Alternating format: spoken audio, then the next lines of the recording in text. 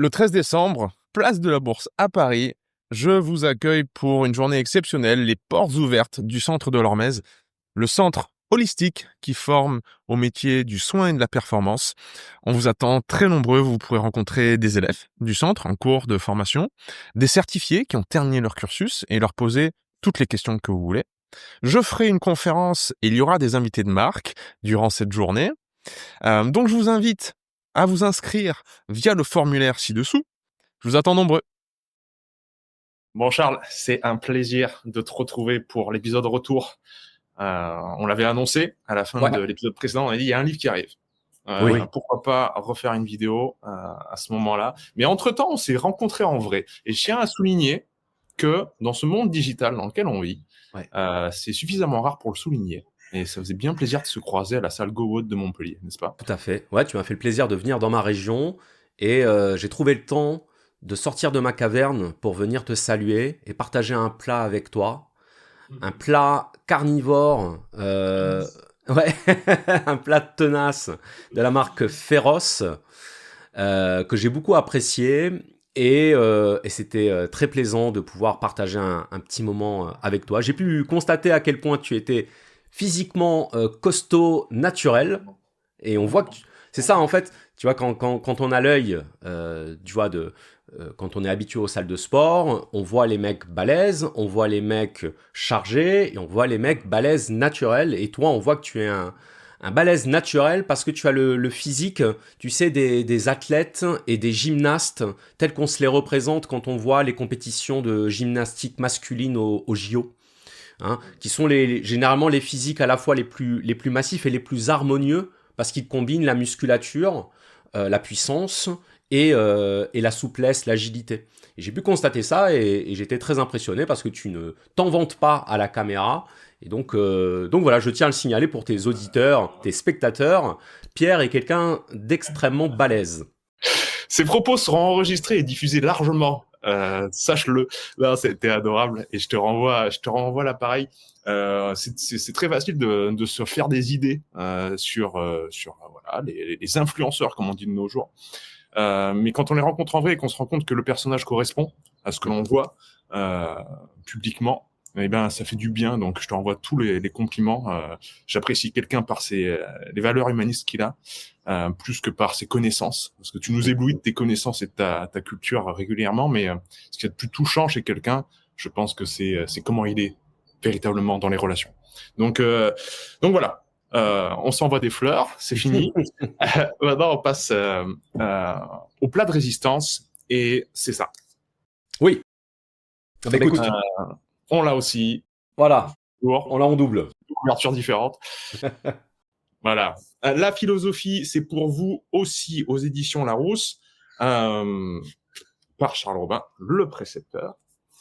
Et tout de suite, j'ai envie d'embrayer. Alors, déjà, je vais remettre le cadre. Tu nous présentes 20 philosophes dans ce livre qui sont centraux piliers de notre tradition, de notre héritage occidental. Je tiens à préciser occidental parce qu'il n'y a pas Confucius, il n'y a pas Lao Tzu, il y a voilà.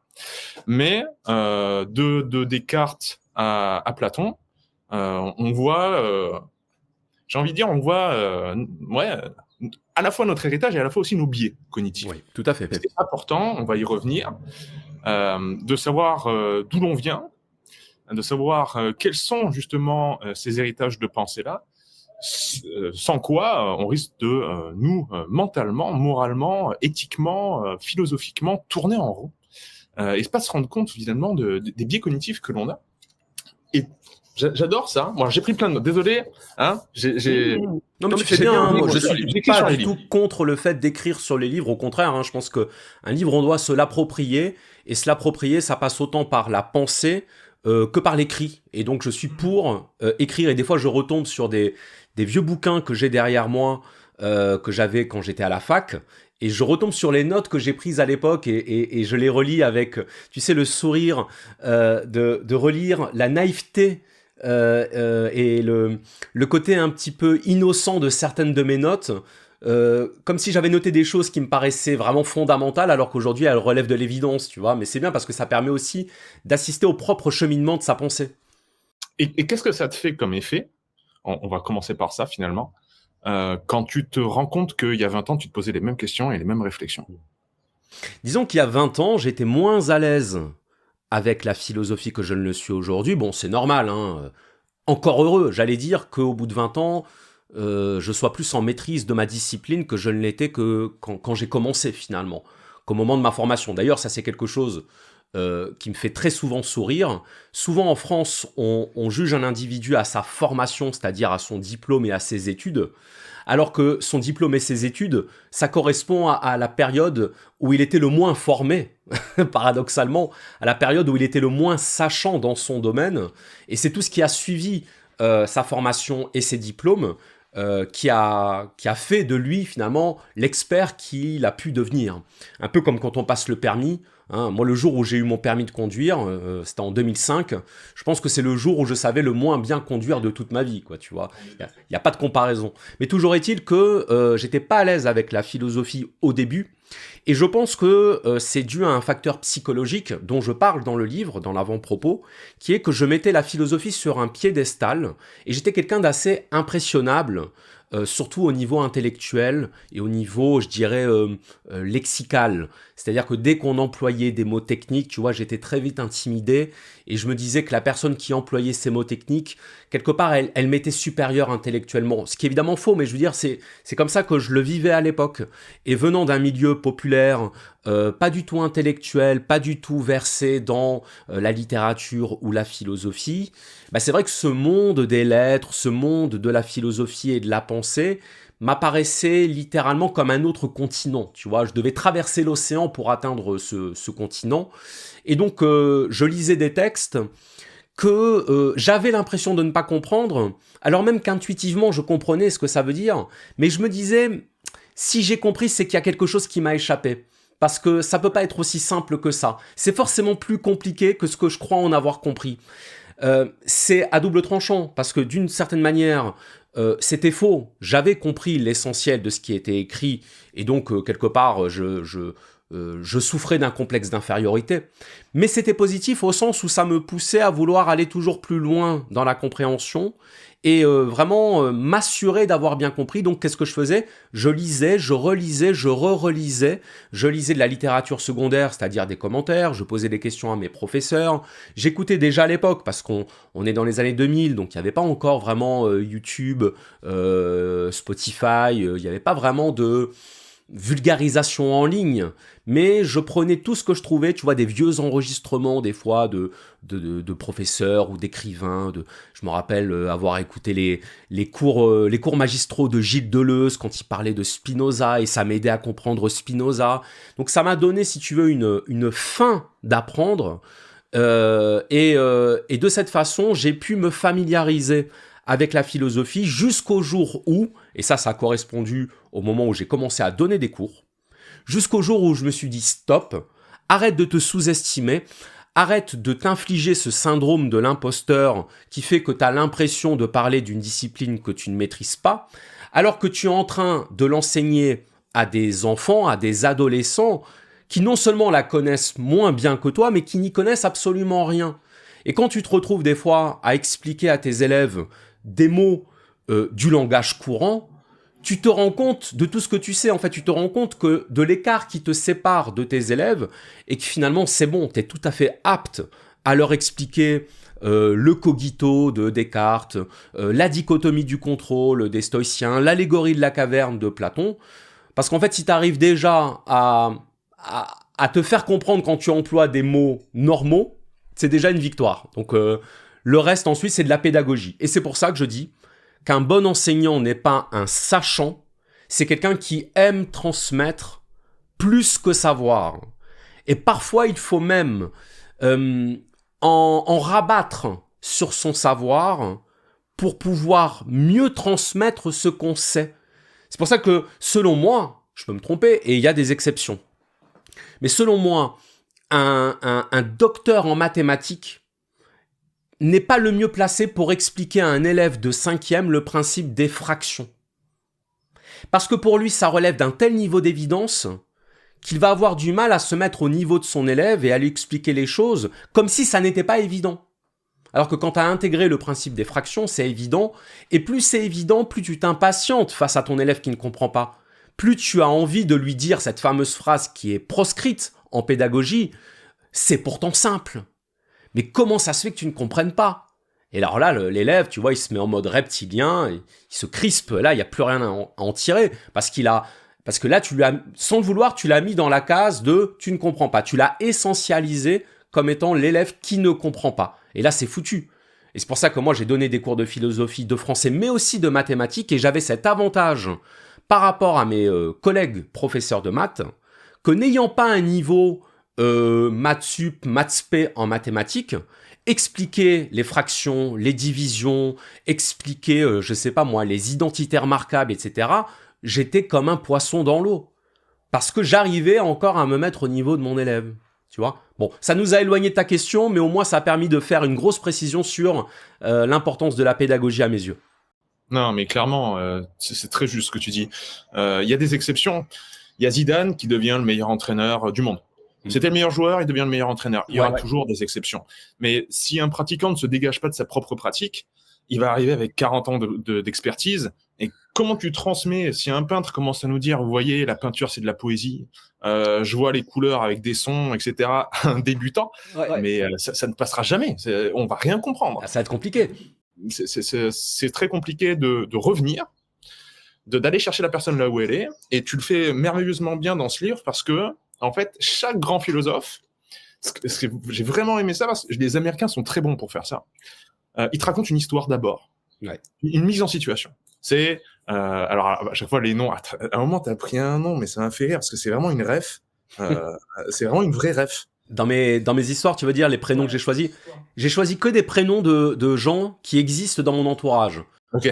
Et qui ne sont pas forcément les personnages de mes histoires, mais qui peuvent avoir un lien avec ces histoires-là, parce que je veux que ce soit incarné, et quand j'écris, j'ai besoin de visualiser ce que j'écris. Donc j'ai pris des noms, effectivement, qui sont potentiellement des noms de gens que vous connaissez autour de vous, et sur lesquels vous allez pouvoir coller la situation. Mais c'est génial, parce que tu nous parles de Netflix, voilà, c'est quand tu prends les personnages pour Spinoza, tu prends les personnages de How I Met Your Mother. Il y a Ted Mosby, etc.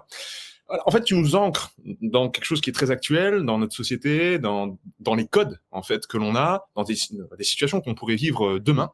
La pensée de Spinoza, de Descartes, etc. Et donc, tu te mets à notre niveau. C'est-à-dire, vous n'avez pas la culture, mais je vais me mettre à votre niveau. Vous allez voir, c'est simple. Alors, quand on dit simple, on dit pas que c'est facile à saisir. On dit que c'est simple. C'est-à-dire, les niveaux de degré de liberté, il n'y en a pas beaucoup. Voilà, la complexité n'est pas là. Par contre, même si c'est simple, ça peut être difficile à saisir. Et toi, tu me rends facile, simple et facile. Donc c'est pour ça que ce livre est une très grande pédagogie et bravo pour ce travail. Parce que tu aurais pu partir loin. Oui, bien sûr. Mais je sais que dans mes auditeurs, certains, une certaine portion de mes auditeurs auront ressenti une frustration que je n'aille pas plus loin dans l'approfondissement des auteurs. Et je le comprends totalement, parce que ça m'arrive dans mes épisodes parfois d'aller assez loin, et même moi à la réécoute, je me dis tiens, je suis quand même allé assez loin. Mais je me le suis permis dans un épisode qui, sur 45 minutes, va se permettre pendant 5 minutes d'aller assez loin. Mais sauf que les 40 minutes restantes, ça reste quand même du simple, de l'accessible en tout cas. Et je te rejoins absolument dans ta présentation des choses. C'est-à-dire que on peut rendre simple ce qui ne l'est pas en apparence. Ça ne veut pas dire qu'on le simplifie au sens de le réduire, au sens, si tu veux, de le diminuer dans sa substance. Parce que moi, c'est justement, je combats ça. Je combats la vulgarisation qui, au profit de la forme, en vient à désubstantialiser la pensée. C'est ce que j'appelle, tu sais, c'est la vulgarisation qui fait qu'on comprend tout mais qu'on n'apprend rien. Voilà, qui repose sur des petites blagues, des petits jeux de mots, des petits effets de montage. Je dis montage parce que souvent la vulgarisation se fait en vidéo, alors que moi c'est de la voix, c'est de l'audio. Donc moi je suis pas là-dedans en fait, je suis pas dans la pensée divertissement. En revanche, je suis dans la pensée ancrée, je suis dans la pensée incarnée. Et de plus en plus d'ailleurs, les plus attentifs de mes auditeurs vont remarquer là au fil des semaines et des mois que mes introductions ont changé et que plus ça va et plus mes introductions partent de situations concrètes, de situations visuelles, parce que ça plante mentalement le problème philosophique dont on va parler. Et je pense que c'est un tort de dénigrer la partie concrète de la philosophie, parce que c'est ce qui fait qu'on s'y intéresse. Et qu'on ne peut pas reprocher aux gens de ne pas s'intéresser à la philosophie si on ne la rend pas intéressante. Moi, je suis le premier à critiquer ceux qui critiquent les gens du fait qu'ils ne s'intéressent pas à la philosophie. Je dis oui, mais en même temps, on a des vies suffisamment difficiles comme ça, suffisamment pénibles, pour ne pas avoir envie de s'infliger, en plus en rentrant chez soi le soir, des émissions, des podcasts, des conférences avec des mots imbitables.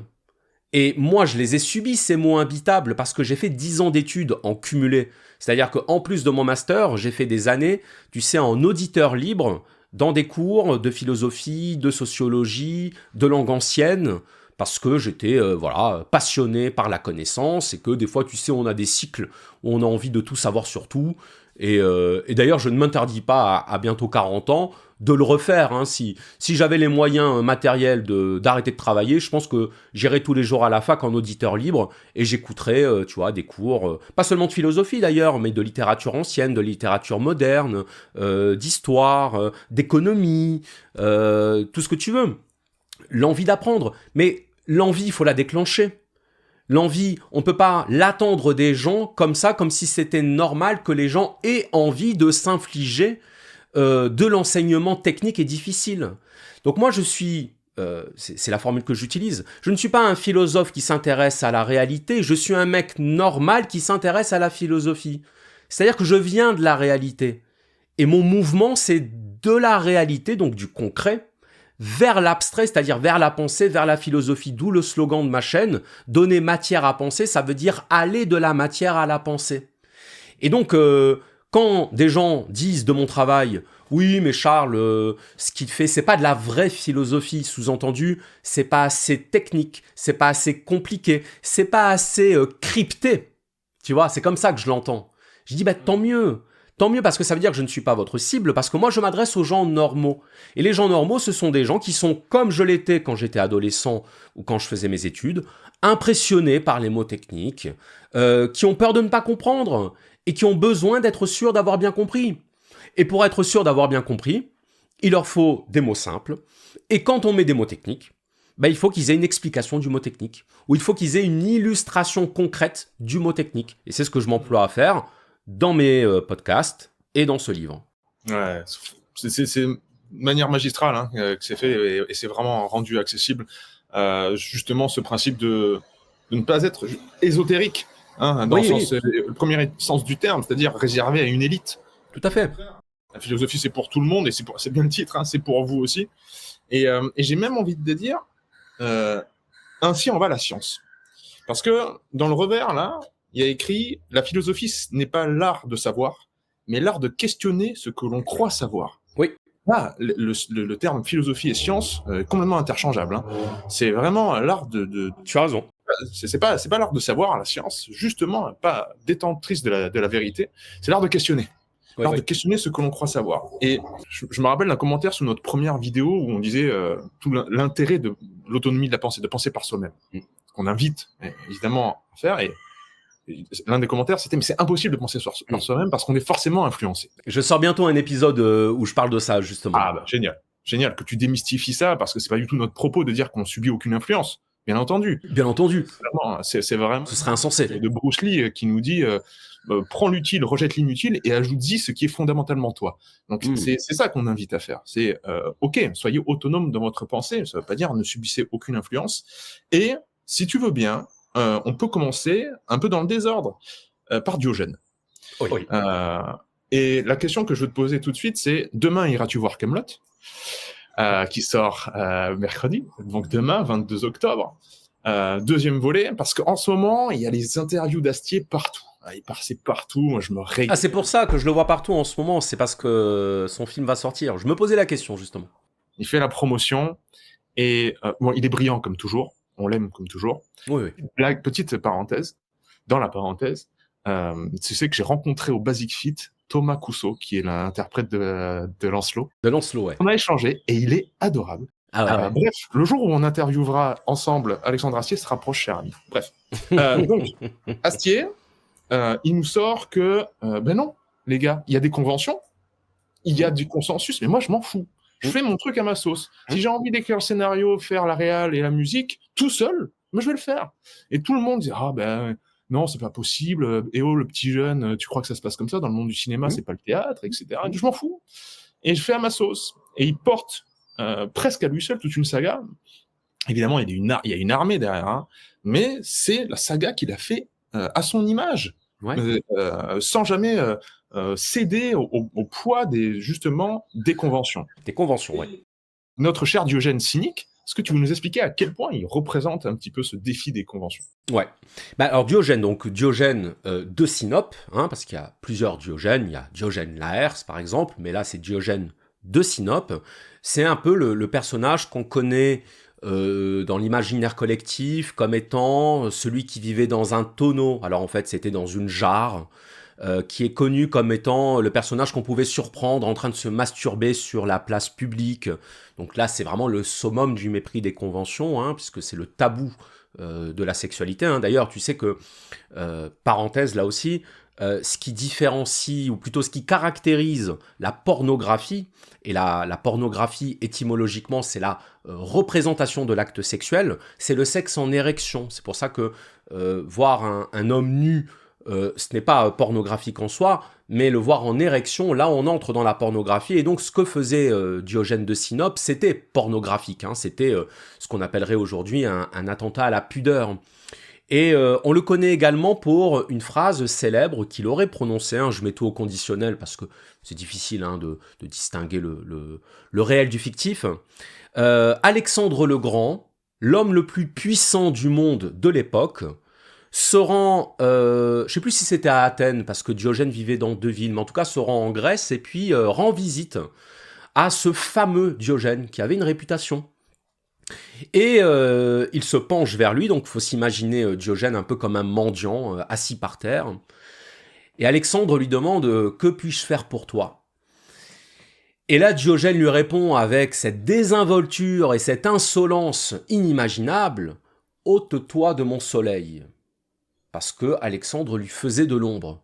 Et là on n'imagine pas réponse plus impertinente, plus provocatrice.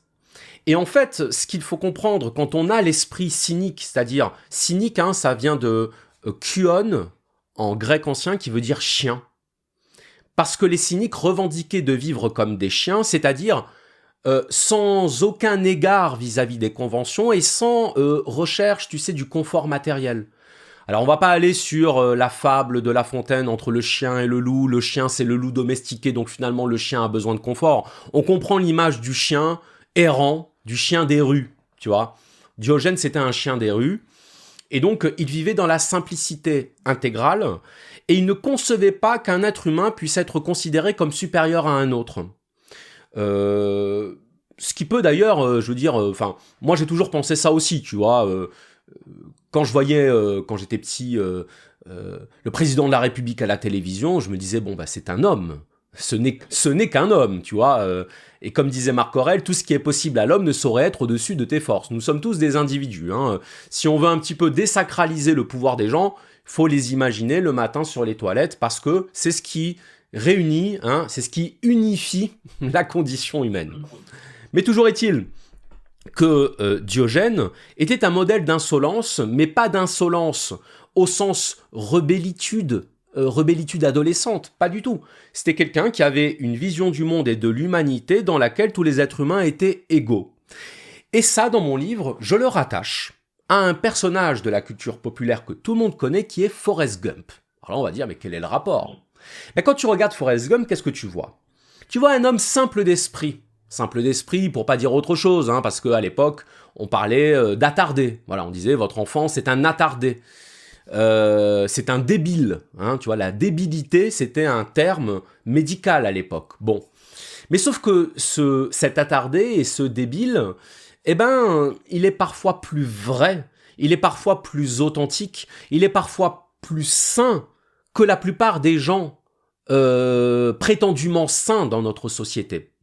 Et donc il incarne cette naïveté, cette innocence, cette candeur qui le rend totalement hermétique aux conventions. C'est-à-dire que pour lui, les conventions, c'est presque... ça sort de son champ de représentation. Il ne comprend pas vraiment le rôle et la valeur des conventions. À tel point que lorsqu'il est reçu par le président des États-Unis en tant qu'ancien soldat pour recevoir les félicitations, il boit 12 canettes de Dr Pepper, et quand il arrive devant le président, la seule phrase qui lui vient à l'esprit, c'est « il faut que j'aille pisser ». On n'imagine pas un affront et une insolence plus grande devant l'homme le plus puissant du monde, de même que Alexandre le Grand était l'homme le plus puissant du monde. Mais sauf que c'est pas animé d'une mauvaise intention, c'est animé simplement d'une spontanéité. Et la spontanéité, c'est la mise à l'écart totale des conventions. C'est la disparition des conventions. Et d'ailleurs, ça fait rire le président à ce moment-là, dans le film. Et j'en ai fait un petit trait d'humour dans mon livre. C'est que, tu sais, quand Alexandre le Grand s'est fait remballer par Diogène, il aurait dit, par la suite, « Si je n'avais pas été Alexandre, j'aurais voulu être Diogène. » Et bien, quand Forrest Gump dit au président des États-Unis « Il faut que j'aille pisser », le président sourit et on lit sur ce sourire « Si je n'avais pas été Kennedy, puisque je crois que c'est Kennedy, j'aurais voulu être Forrest Gump. Parce que j'ai beau être l'homme le plus puissant du monde, cette liberté de dire ce qu'il me passe par la tête, je ne l'ai pas. Je suis obligé de surveiller chacune de mes paroles. Je suis obligé de respecter ce qu'on appelle, tu sais, l'étiquette. C'est-à-dire le protocole, le cadre, la convention. Alors que je suis l'homme le plus puissant du monde, c'est-à-dire celui qui est censé être émancipé de toute contrainte. Eh bien, Forrest Gump rappelle qu'il n'y a pas plus grand pouvoir que le pouvoir de s'émanciper des conventions. Et c'est en ce sens que je l'ai utilisé comme un personnage emblématique de la pensée cynique. Super. Ça marche tellement bien, et je pense que ce Forrest Gump là, c'est pas pour rien que Zemeckis a eu tant de succès, hein. On oublie souvent que derrière le producteur de Retour vers le futur, il y a le même personnage qui nous a pondu Forrest Gump. Et tu sais, en t'écoutant, je pense à deux autres œuvres. Moi, j'ai vécu 7 ans au Japon, donc les mangas sont très forts. En moi, il y a One Piece, dans lequel le héros cherche simplement à être le plus libre au monde, et c'est vraiment un enfant. Et pareil, ça défie toutes les conventions. Et un autre grand génie que j'aime énormément, c'est Miyazaki, avec toutes les œuvres de Miyazaki. À chaque fois dans l'œuvre de Miyazaki, le héros, c'est un enfant. Une ou un enfant. Et tu as tous les adultes autour qui passent leur temps à le protéger, à vouloir le protéger absolument. Comme si la candeur et l'innocence du fait que l'enfant parte comme ça à l'aventure sauver le monde. C'est toujours l'enfant qui va sauver le monde. Et les adultes, ils courent après en disant « Mais attends, t'étais juste un enfant, tu vas sauver le monde, mais attends, mais on va te protéger, etc. » Comme si ça donnait l'excuse que les hommes et les adultes attendent dans la salle de cinéma et ailleurs d'enfin servir. Qu'il y a un truc sacré là à protéger, c'est la candeur. C'est l'innocence. Et on trouve ça chez Forrest Gump. Quand on voit, même à l'adulte, on sait que c'est un grand enfant, on se dit, mais qu'est-ce qu'il est touchant, ça nous touche véritablement, cette liberté qu'on peut lire, cette sensibilité qu'on peut lire peut-être sur le sourire, en effet, de Kennedy, ou peut-être que ce dont parlait Alexandre à ce moment-là, il y a quelque chose là qui est de l'ordre du trésor. Oui. Pas oublié à l'âge adulte. Oui. Donc, et pardon, excuse-moi de t'interrompre, Pierre, parce que là tu me fais penser à une phrase d'Alexandre Astier sur son personnage de Perceval. Et il a toujours dit, Alexandre Astier, qu'il n'avait jamais écrit Perceval comme un idiot, mais comme un enfant. Perceval, c'est le seul autre personnage de Kaamelott qui maîtrise Excalibur. J'en ai fait un épisode spécial sur ma chaîne, La philosophie du roi Arthur dans Kaamelott, où j'aimais l'hypothèse, je me risque à cette hypothèse, que Perceval soit le successeur du roi Arthur, parce qu'il a l'innocence. Il a l'innocence qu'a Arthur, parce qu'on le voit dans Kaamelott, Arthur, les moments où il est le plus heureux, ou plutôt les seuls moments où il est heureux, ce sont les moments où soit il est avec des enfants, soit il joue à l'enfant. Tu sais la scène où il est dans sa baignoire en train de jouer à la guerre avec ses soldats, tu vois, il fait la bataille dans le bain. Il y a la fois où il est à à la fête foraine, et puis il regarde le spectacle des marionnettes comme s'il était un enfant. Donc il y a tout cet imaginaire et cet univers de l'enfance qui permet à Alexandre Astier de retrouver la paix intérieure. Et le moment où il est le plus chamboulé dans la série, c'est quand il apprend qu'il ne peut pas avoir d'enfant. C'est la malédiction envoyée par la réponse pour le pousser au suicide. Lui dire, tu ne peux pas avoir d'enfant, tu ne peux pas avoir de descendance. Et là, il fait sa crise mystique, sa crise existentielle. Et donc, Perceval, c'est vraiment le personnage qui rattrape Arthur quand Arthur tombe. Et j'allais dire, dans les deux sens du terme, c'est Perceval qui fait que Arthur s'accroche, mais c'est Perceval qui serait là si Arthur n'était plus là. Parce que Perceval, c'est l'innocence incarnée. C'est l'innocence moins ce qu'a Arthur. Le problème d'Arthur, qu'est-ce que c'est ? C'est son côté préoccupé. C'est son côté responsable. Les conventions dont il ne peut pas ne pas avoir conscience, il n'arrive pas à s'en détacher. Et il a beau savoir que ces conventions sont absurdes et il aimerait s'en libérer parce qu'il y a des tas de scènes où on surprend Arthur en train de faire n'importe quoi, c'est-à-dire de se libérer des conventions, et hop, tout de suite, les conventions viennent le rappeler à son statut de roi, un statut de roi que, d'ailleurs, il n'a pas vraiment choisi, qu'il a plutôt subi. Donc tout ça pour dire que l'enfance, c'est très souvent associé à la sagesse accomplie, c'est-à-dire redevenir enfant, et le Graal, moi je l'interprète dans mon épisode sur le roi Arthur, comme étant l'enfance retrouvée, c'est-à-dire l'insouciance plus la conscience. L'insouciance plus la conscience. Parce que, j'ai eu l'occasion de le dire, l'insouciance, ça peut aussi être dangereux. Parce que ton enfant qui traverse la rue avec insouciance, il risque de se faire écraser. Ton enfant qui se penche au balcon avec insouciance, il risque de basculer. Donc c'est là que le rôle responsable du parent d'apporter de la souciance, c'est-à-dire de la responsabilité, est important, mais sans pour autant recouvrir et faire disparaître l'insouciance de l'enfant. Tu sais, merci déjà pour cet exposé et ce pont qu'on fait entre les différentes œuvres de pop culture qui sont des œuvres de culture. La pop culture est complètement, vraiment, un pilier central de la culture. Je l'ai toujours considéré ainsi, en tout cas. Parce que quand tu places justement la différence parent-enfant, enfant-adulte, d'un point de vue physiologique, on sait que le cortex préfrontal n'est pas encore bien formé. Il y a des capacités à faire une projection en fait dans le futur qui est difficile. Planifier, c'est difficile pour un enfant. Si tu dis c'est demain, comprends pas. J'ai faim maintenant. Un bébé, c'est encore pire. C'est maintenant où je crie.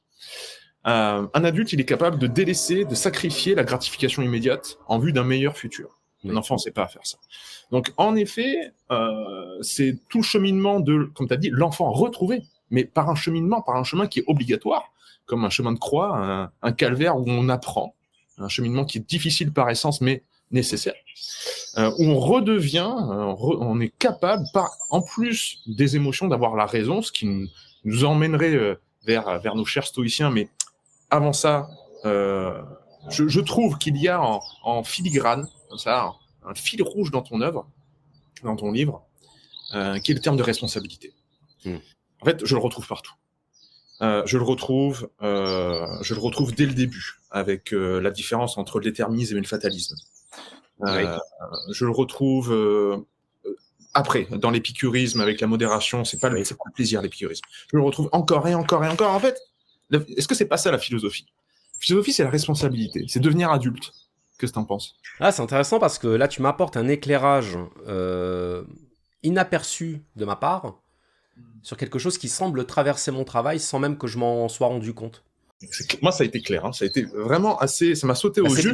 C'est très précieux, ça, du coup, comme point de vue, parce que ça m'éclaire. Et effectivement, ça m'étonne pas. Ça m'étonne pas dans le sens où responsable, répondre de. Répondre de quoi ? Répondre de ses actes.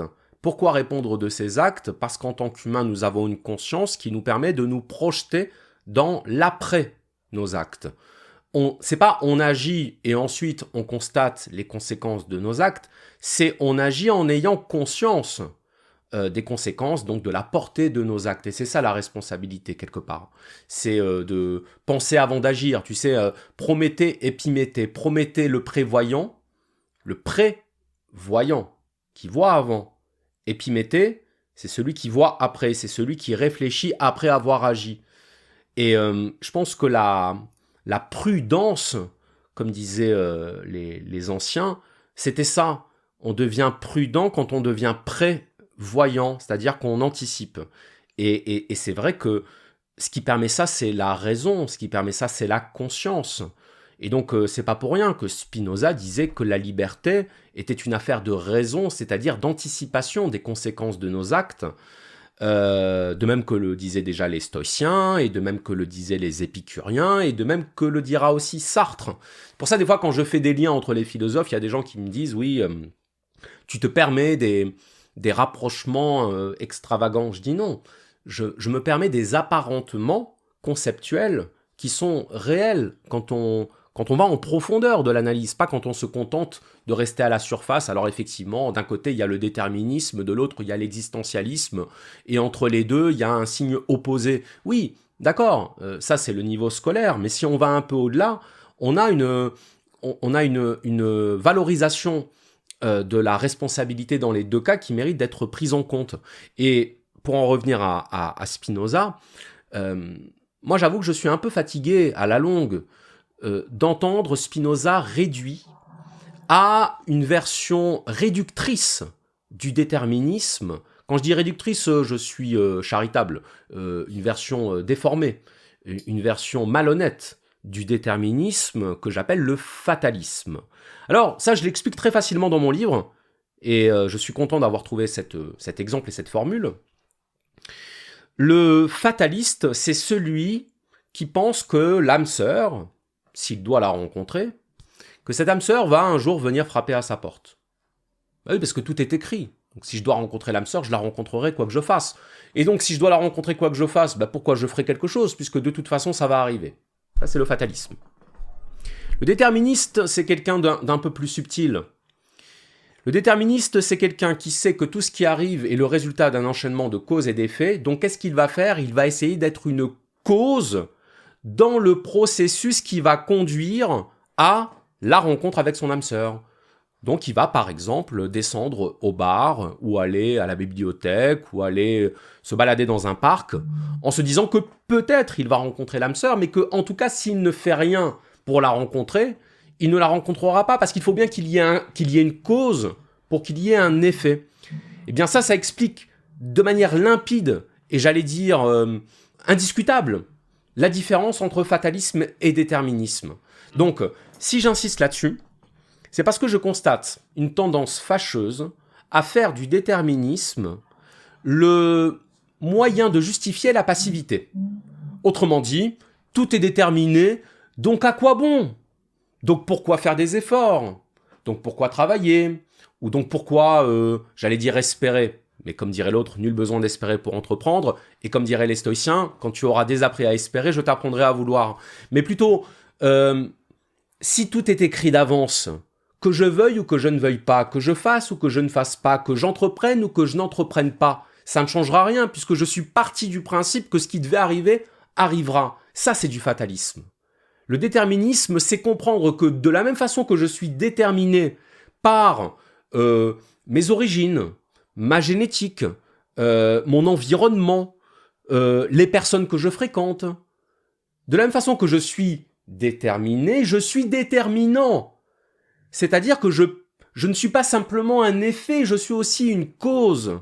Je peux devenir cause à partir du moment où j'ai conscience de mes déterminations et à partir du moment où je décide d'agir de manière à produire tel ou tel effet, ce que rend possible ma conscience par l'anticipation.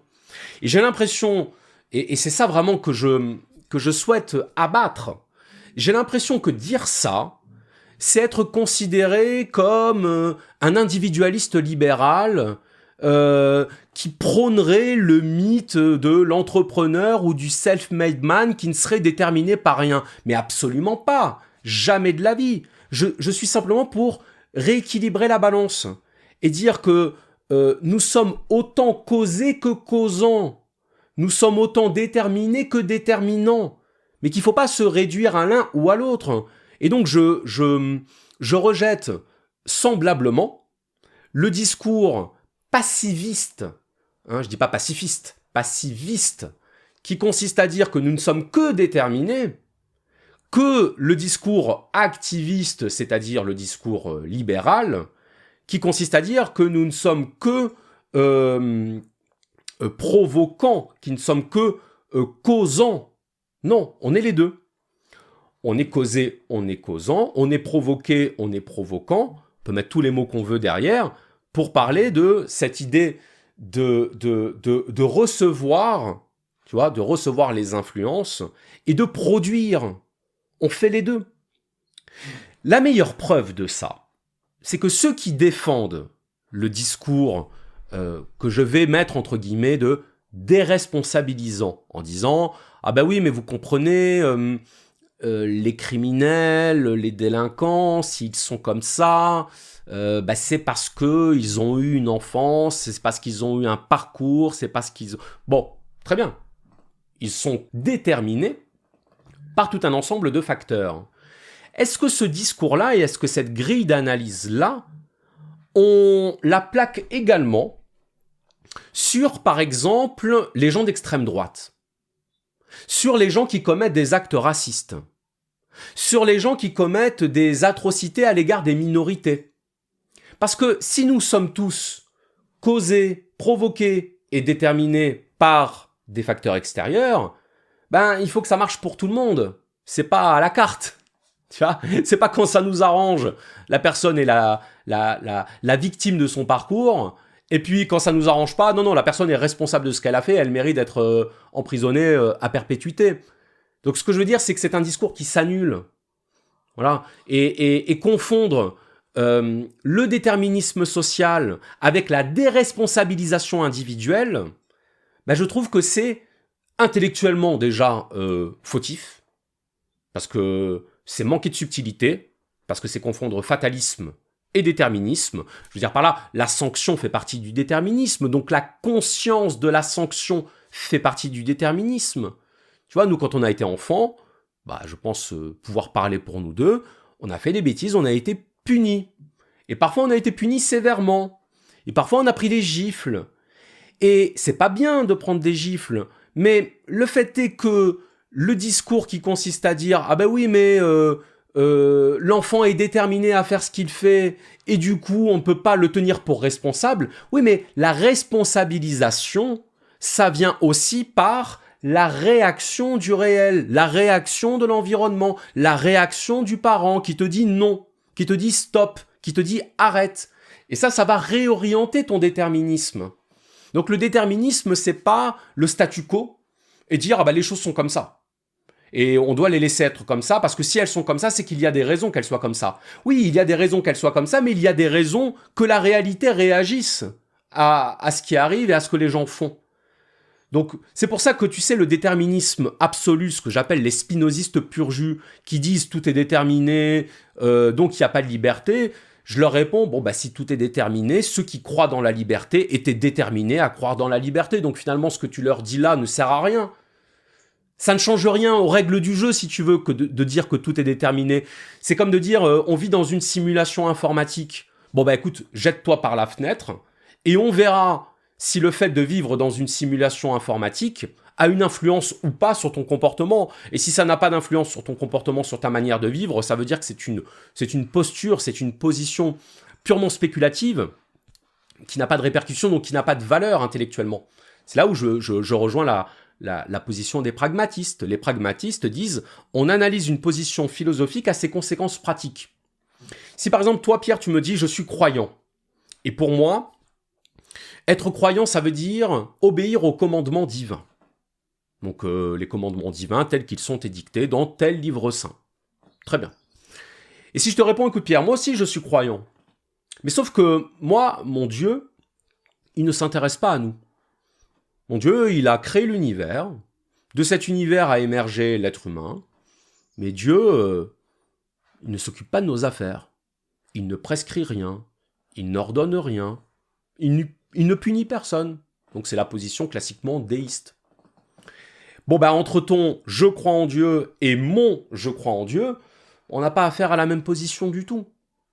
Donc on a affaire à deux énoncés identiques qui n'ont strictement rien à voir du point de vue de leurs conséquences pratiques. Finalement, moi, avec mon « je crois en Dieu », je suis plus proche d'un athée qui dira « je ne crois pas en Dieu », mais qui sera plus proche de moi dans la pratique parce que lui non plus ne croit pas qu'il y a un Dieu qui nous observe, qui nous surveille et qui nous juge.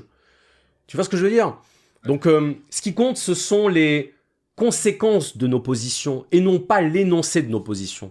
Moi, c'est la différence. Merci pour t'exposer parce que t'amènes tellement d'eau à mon moulin. Tu sais que moi, normalement, mon domaine de prédilection, c'est la santé et la performance.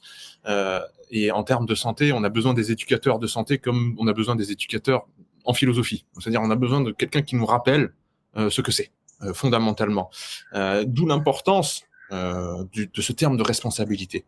Et là, en fait, tout ce que tu viens de nous dire encore, j'insiste, mais dans ton livre, j'ai l'impression que c'est parfaitement clair et ton intention, elle est limpide. Et tu sais, ça fait aussi un pied de nez avec les gens qui te reprochent parfois, je sais pas si tu le sais, mais à mon avis, tu le sais, de ne pas assez dire ce que toi tu penses. Alors, ok, tu nous parles de machin, Spinoza, etc. Mais on aimerait savoir, toi, Charles, tu penses quoi ? C'est quoi ton avis ? Donne-nous ton avis. C'est pas le but. Là, je suis en train de vous donner une culture. Quand vous aurez une culture, vous pourrez déterminer, vous, votre propre stratégie de pensée. Moi, je vous donne la culture d'abord. En fait, si vous lisez ce livre, et de toute façon, si vous écoutez cette interview, vous voyez bien comment réfléchit et à quoi pense Charles. Et là, oui, le terme de responsabilité, par exemple, dans cette différence entre déterminisme et fatalisme, il est clair. C'est-à-dire, en fait, nous avons la responsabilité, clairement, de faire que chaque action qu'on va mettre en place entraîne le bien. C'est tout, quoi.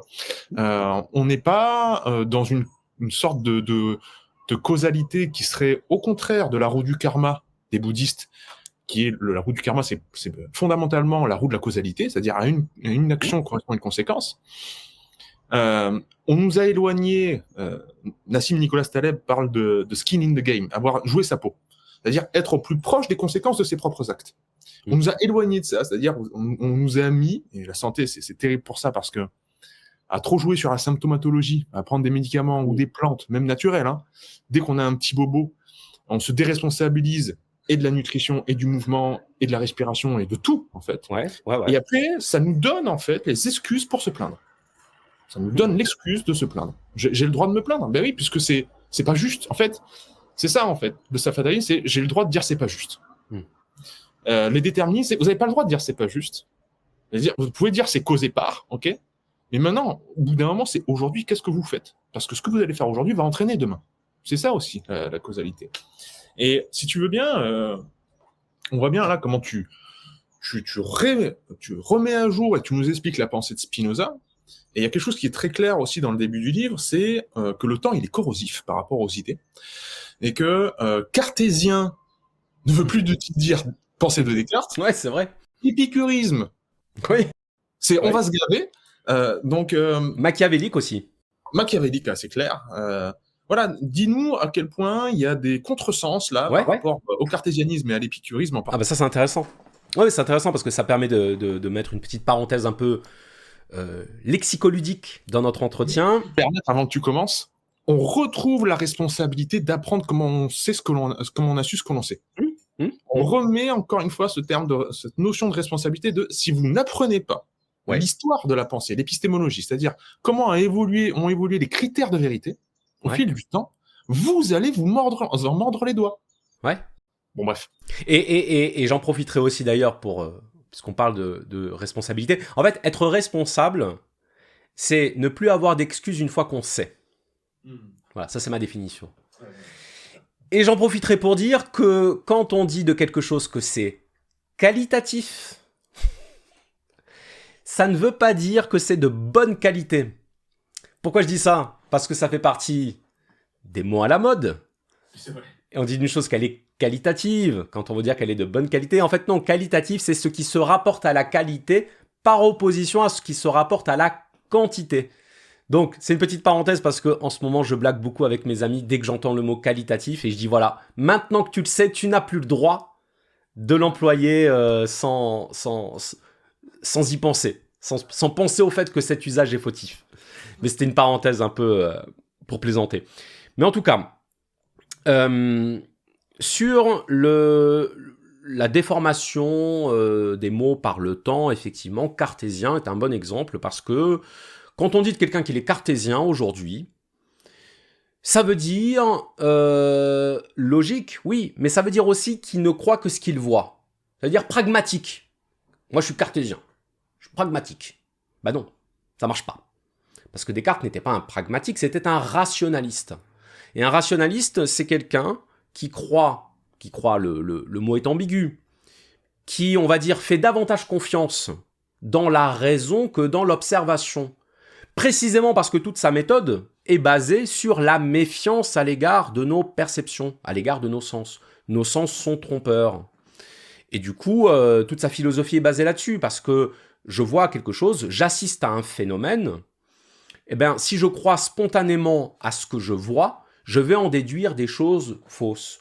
C'est l'exemple que je prends dans mon livre, Raymond, chauffeur routier, qui passe le long de la Manche, qui voit un bateau en lévitation au-dessus de l'eau. Et il le voit vraiment. Et il se pose la question, il dit, mais j'ai une hallucination, j'ai trop picolé à midi, qu'est-ce qui se passe? Il a vraiment vu ce qu'il a vu, c'était réel, mais c'était réel en tant qu'illusion.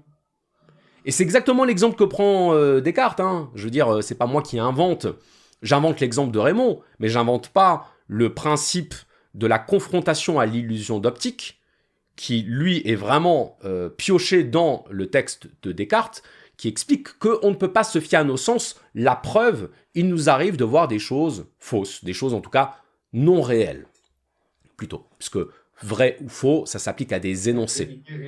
Voilà, exactement, c'est ça. Mais bon, là, on chipote, mais en même temps, on a un public de gens exigeants, donc il faut être précis. Voilà, hein.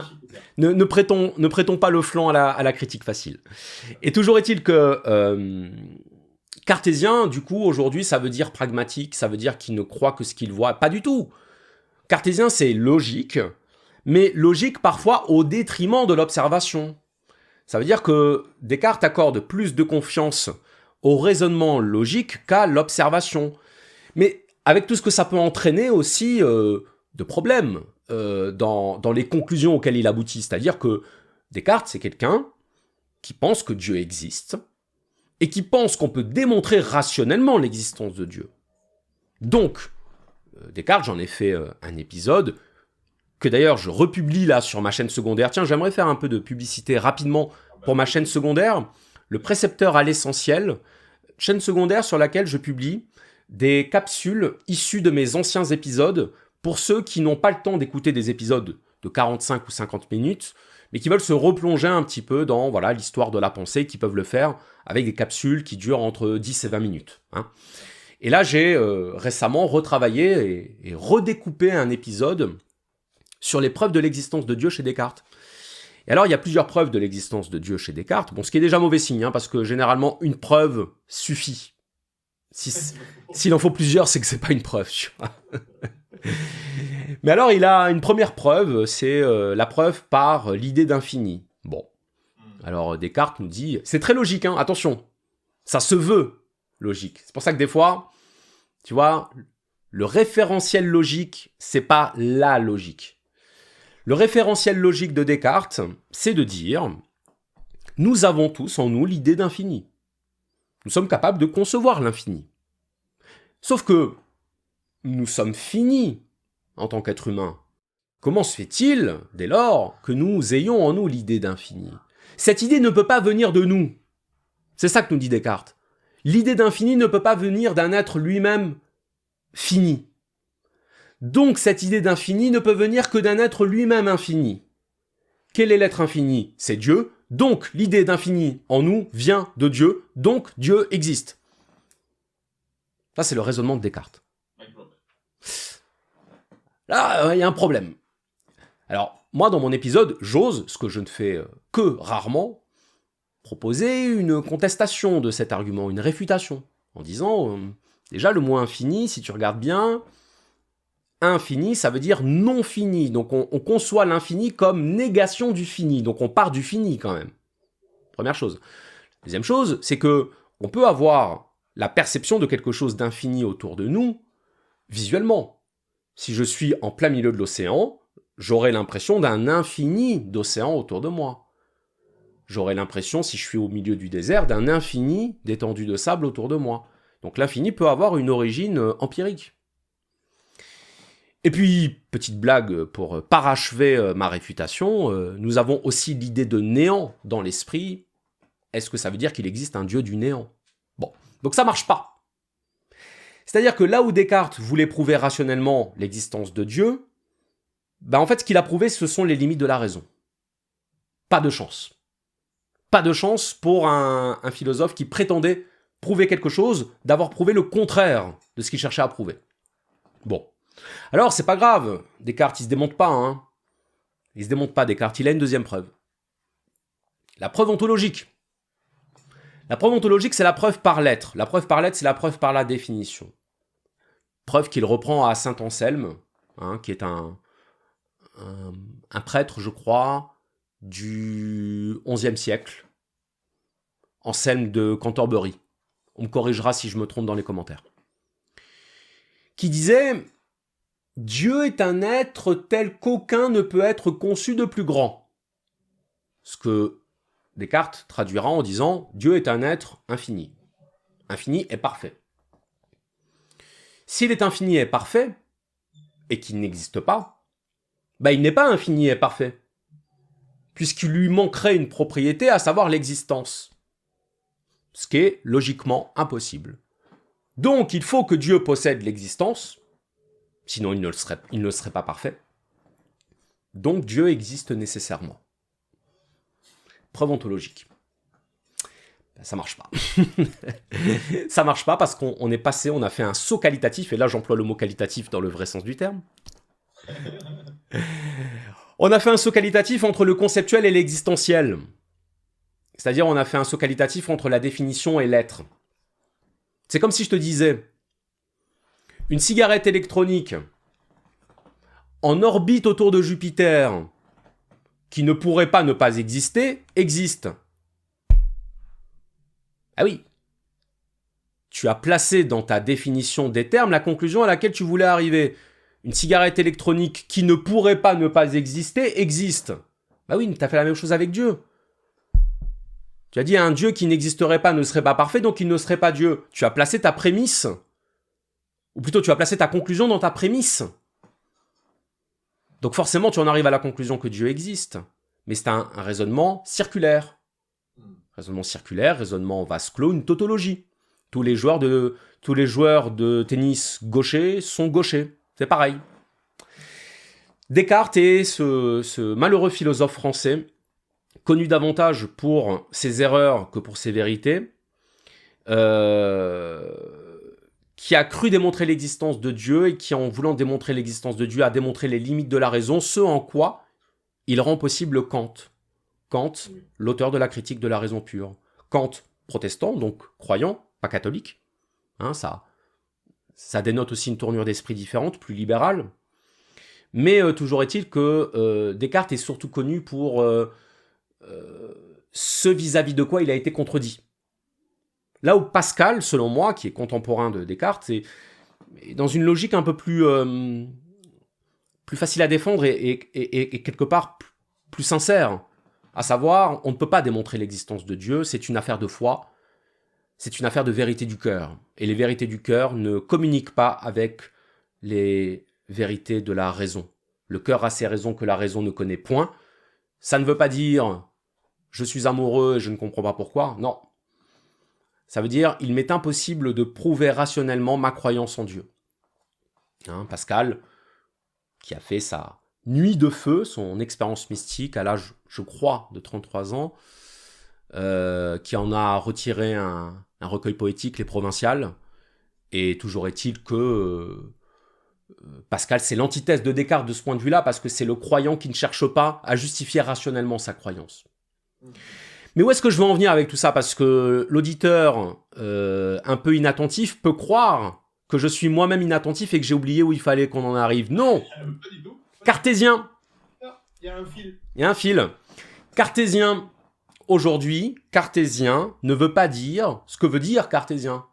Être cartésien, c'est épouser la pensée de Descartes, ou se réclamer de la pensée de Descartes. Alors que dans le langage courant, être cartésien, ça veut dire être pragmatique et s'en tenir au sens et à la logique. Et ben on voit que Descartes ne s'en tenait pas du tout au sens parce qu'il les remettait en question. Quant à la logique cartésienne, je pense que beaucoup de gens qui se pensent logiques n'ont pas la logique de Descartes. C'est clairement, j'adore la phrase dans ton livre qui dit, vous savez, Descartes, il n'était pas cartésien. Ouais. Tout simplement. Tout simplement. Mais c'est ça, en fait, ce débat, ce que fait Descartes quand même avec les coordonnées cartésiennes, hein, qu'il invente. Ouais. Il a inventé une nouvelle mathématique. Oui, le plan cartésien, oui. Ce qui est totalement énorme, c'est qu'il prétend pas... je pense qu'il y a vraiment un travail de sémantique à faire qui éclairerait l'esprit, c'est de faire la différence entre la réalité et la vérité. Okay. C'est tout le travail de Bernard d'Espagna qui a été le formateur, entre autres le professeur d'Étienne Klein, etc. Parce que ce sont les enfants, en fait, de la révolution, du changement de paradigme qu'a été la physique quantique, où, très concrètement, Einstein aurait pu avoir les propos que tu viens de tenir, c'est-à-dire, nous voyons la réalité. Nous voyons plutôt la vérité. Et Niels Bohr, à son contraire, était plutôt à dire, écoute, nous, école de Copenhague, pense que nous ne voyons ce que nous pouvons dire de la vérité. Ah oui. Et c'est tout. Je pense qu'il y avait, c'était Gaston Bachelard aussi qui disait, il nous faut penser contre notre cerveau.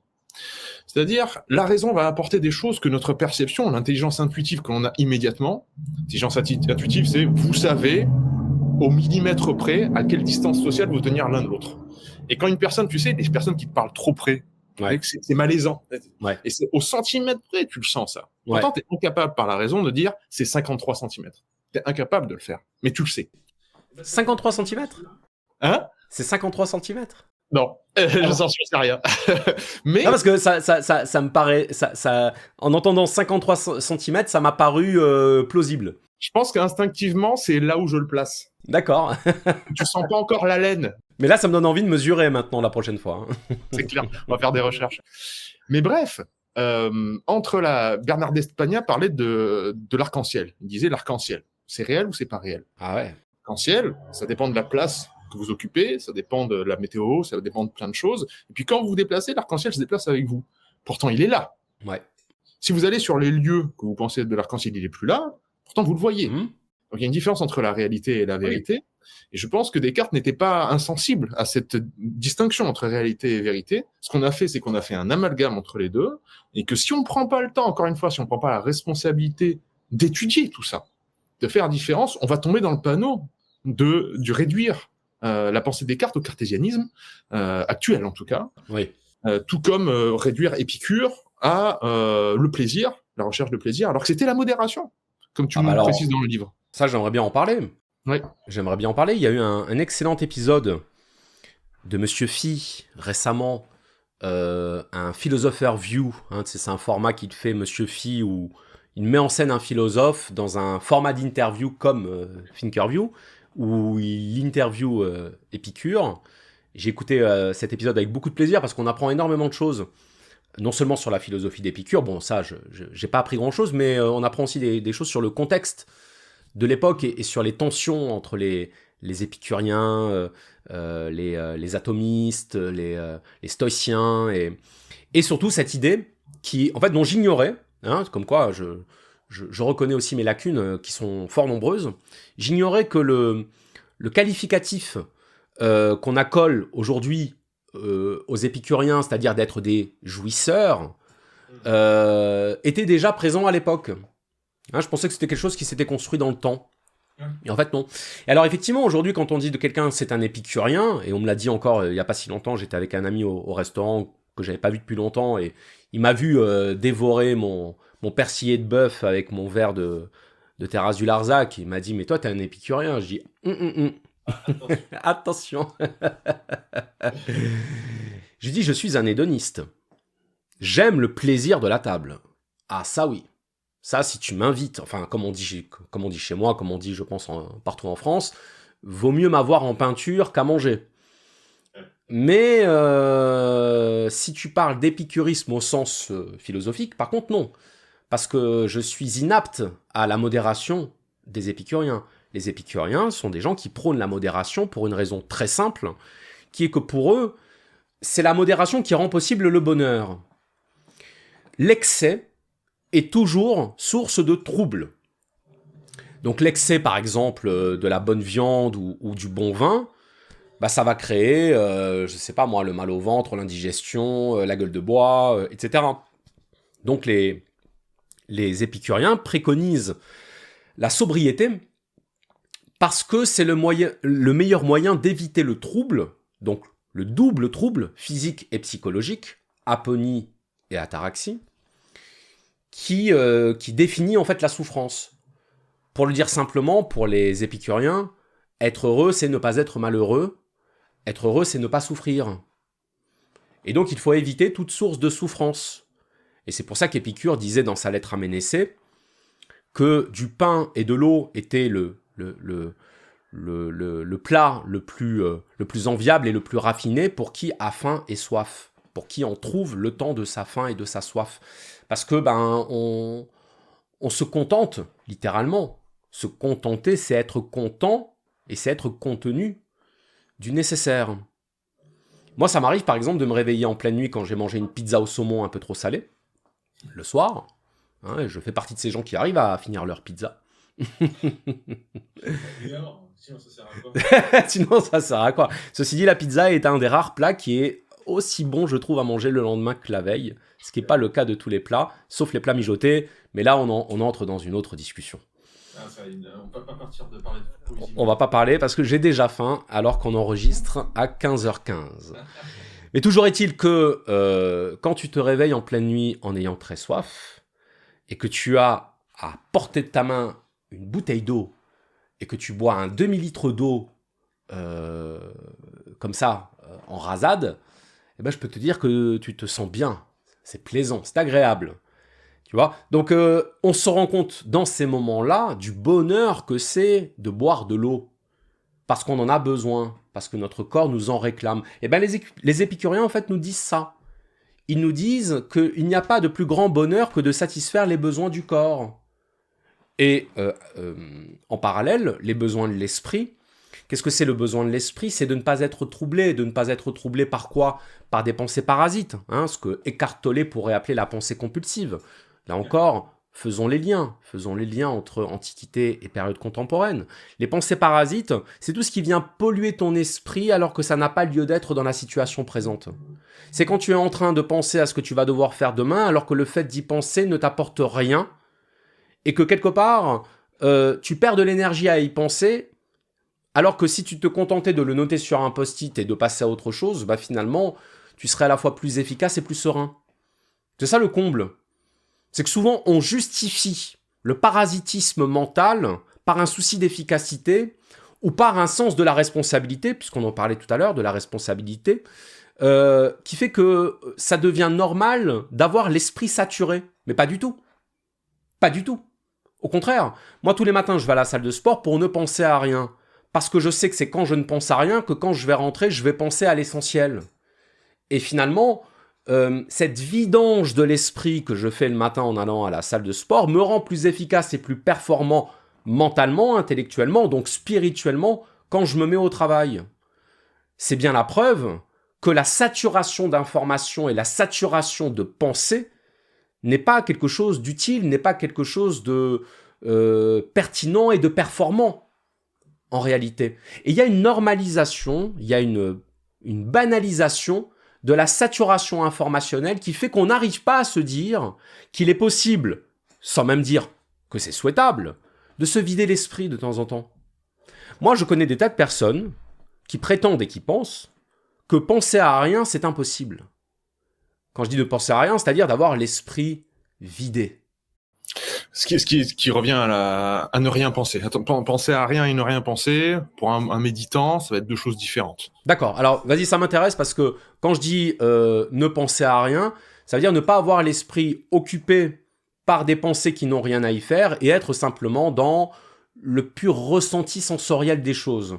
Mais peut-être qu'il y a une distinction qui m'échappe et que tu vas pouvoir nous expliquer. Ouais, bah, en toute humilité, je pense que tu décris fondamentalement ce que recherchent les méditants bouddhistes en pleine conscience. Ce qu'on appelle la pleine conscience, c'est au contraire de... Si tu dis à quelqu'un, si tu essaies de le guider en le disant je veux que tu ne penses à rien », il va mettre un objet à sa pensée.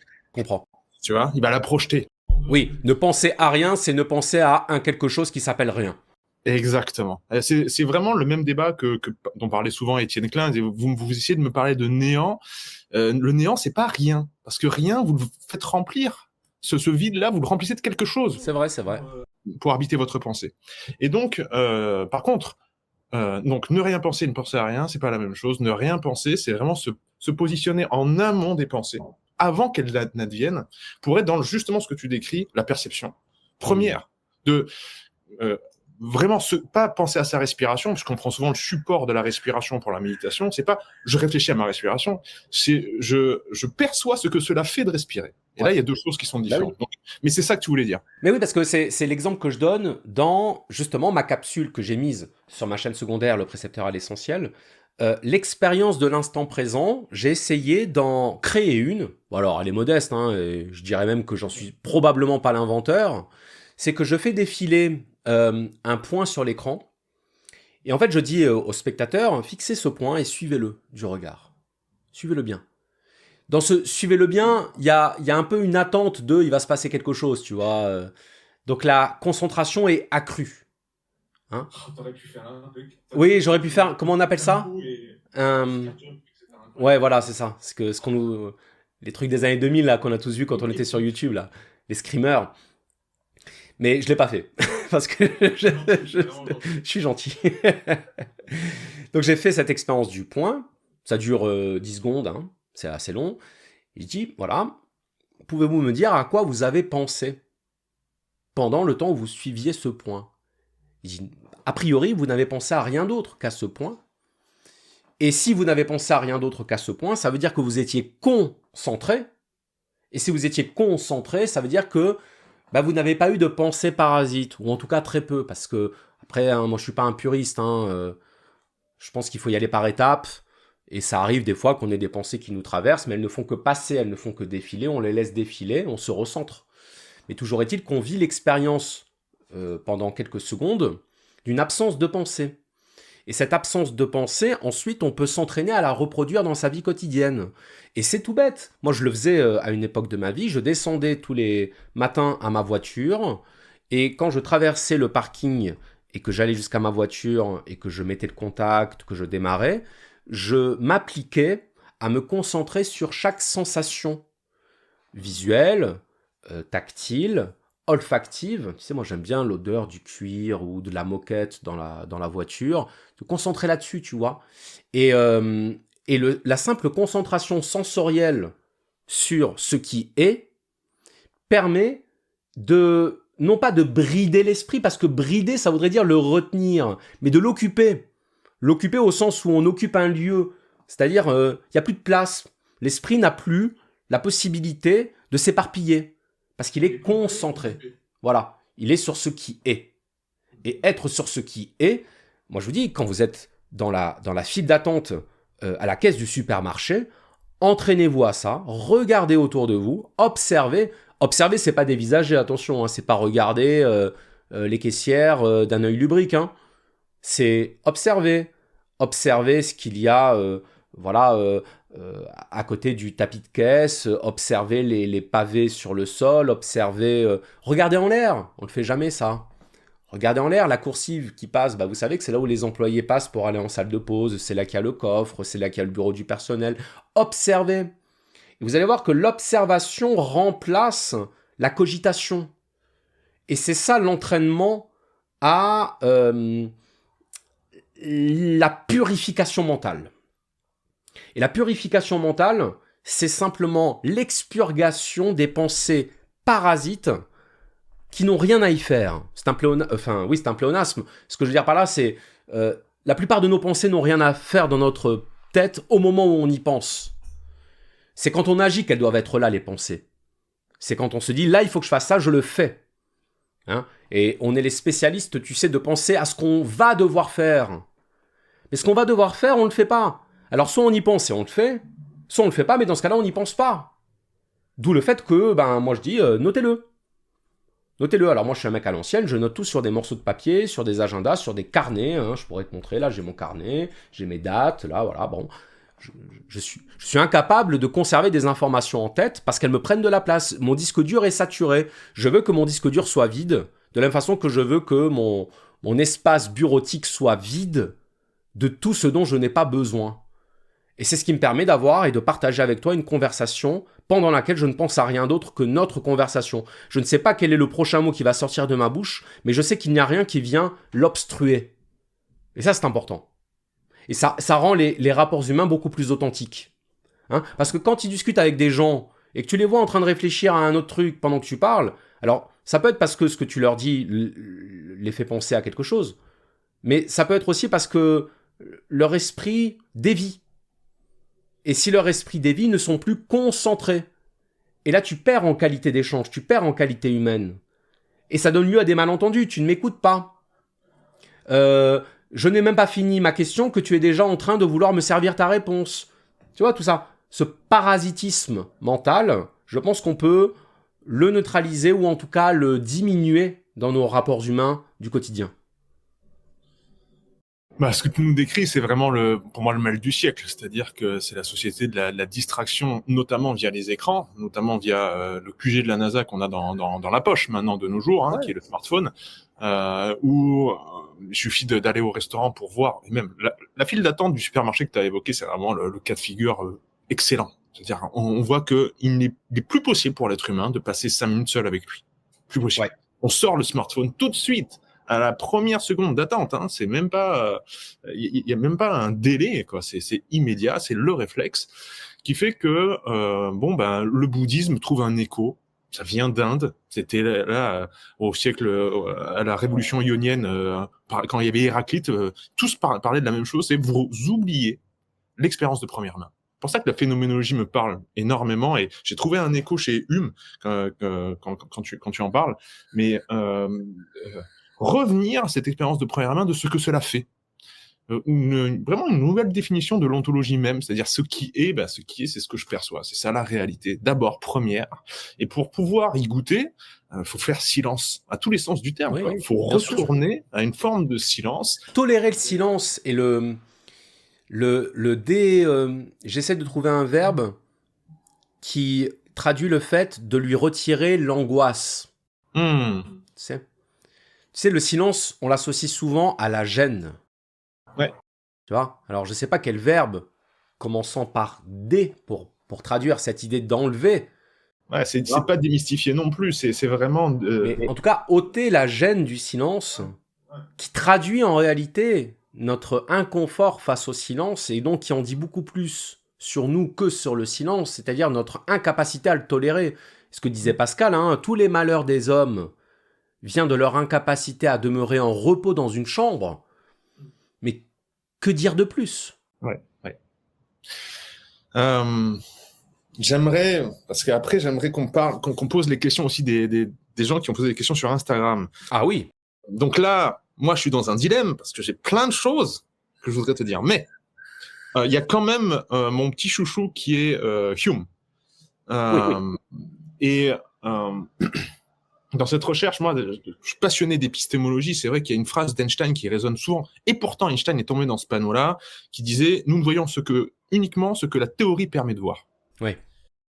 Par exemple, on est les enfants d'Aristote. C'est toi qui va me valider la chose, mais c'est vrai qu'Aristote pèse énormément dans la pensée occidentale. Qu'on le veuille ou non. Qu'on le veuille ou non. Et justement, si on prend pas la responsabilité de l'étudier, on va avoir ses propres biais. Et il disait, au-delà de la Lune, tout est fixe. C'est le monde de la fixité, ça ne bouge pas. Et donc, il y a eu une supernova à une certaine époque reculée, où on peut associer ça à la Grèce antique. Et donc, comme on était avec ce logiciel installé dans la tête, dans le ciel, c'est le monde des dieux, c'est le monde infini, justement, qui ne bouge pas, c'est impossible qu'il y ait quelque chose qui bouge. Et il y avait une supernova, c'était de l'ordre d'un deuxième soleil. On ne trouve aucune trace répertoriée en Occident. Aucune. En Grèce, on l'a même pas écrit, parce que c'était juste impossible. Par contre, en Chine, oui. En Chine, oui. C'est-à-dire le monde de l'impermanence, le monde où tout change, etc. Ça, ouais, ok, là-haut, ça bouge aussi. On étudie les étoiles. Tout ça pour dire que si une théorie vous dit quelque chose et que vous l'acceptez, vos sens vont se codifier par rapport à ça. Ouais. Très clairement, vous allez changer le prisme de lecture de votre réalité, qui n'est jamais unique. La vérité peut-être, mais je ne suis pas Platon pour avoir déplacé le rocher pour voir ce qui nous donne naissance aux ombres, et je ne sais pas si on peut dépasser notre propre condition d'être humain pour voir ce qui donne naissance aux ombres dans la caverne. Ça, moi je suis plutôt de l'école de dire que nous n'aurons jamais accès à rien d'autre que la réalité que nous percevons. Mais bref, les connaissances pour Hume et l'empirisme. Est-ce que tu peux nous en parler, et après on prendra les questions de nos chers...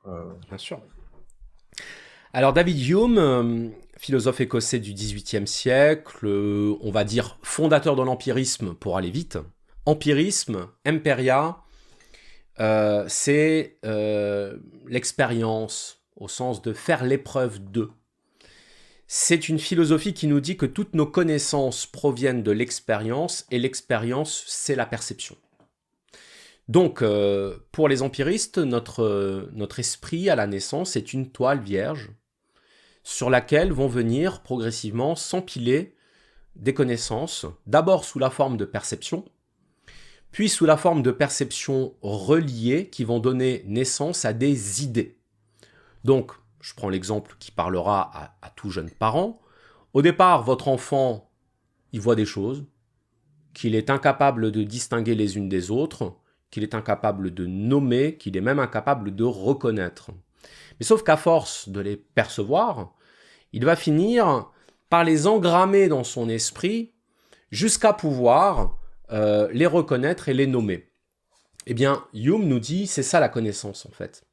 La connaissance, c'est l'accumulation de perceptions qui, à un moment donné, donne naissance à des idées. Et qu'est-ce que c'est qu'une idée ? C'est l'abstraction, au sens de abstraire, extraire, une généralité d'une collection de cas particuliers. Alors moi, je m'amuse beaucoup avec mon fils aujourd'hui parce qu'il a 2 ans et que c'est génial à 2 ans, ça apprend, ça absorbe, ça imbibe et ça comprend beaucoup plus qu'on imagine. Et donc, je lui montre des images de chats, très différentes les unes des autres, et je le vois capable de dire chat pour chaque image de chat qui, à mes yeux, ne se ressemble pas. Alors même que je sais reconnaître un chat, je me dis, ah putain, il est balèze ce con. Il sait que ça et ça, c'est la même chose, c'est un chat. Il conceptualise.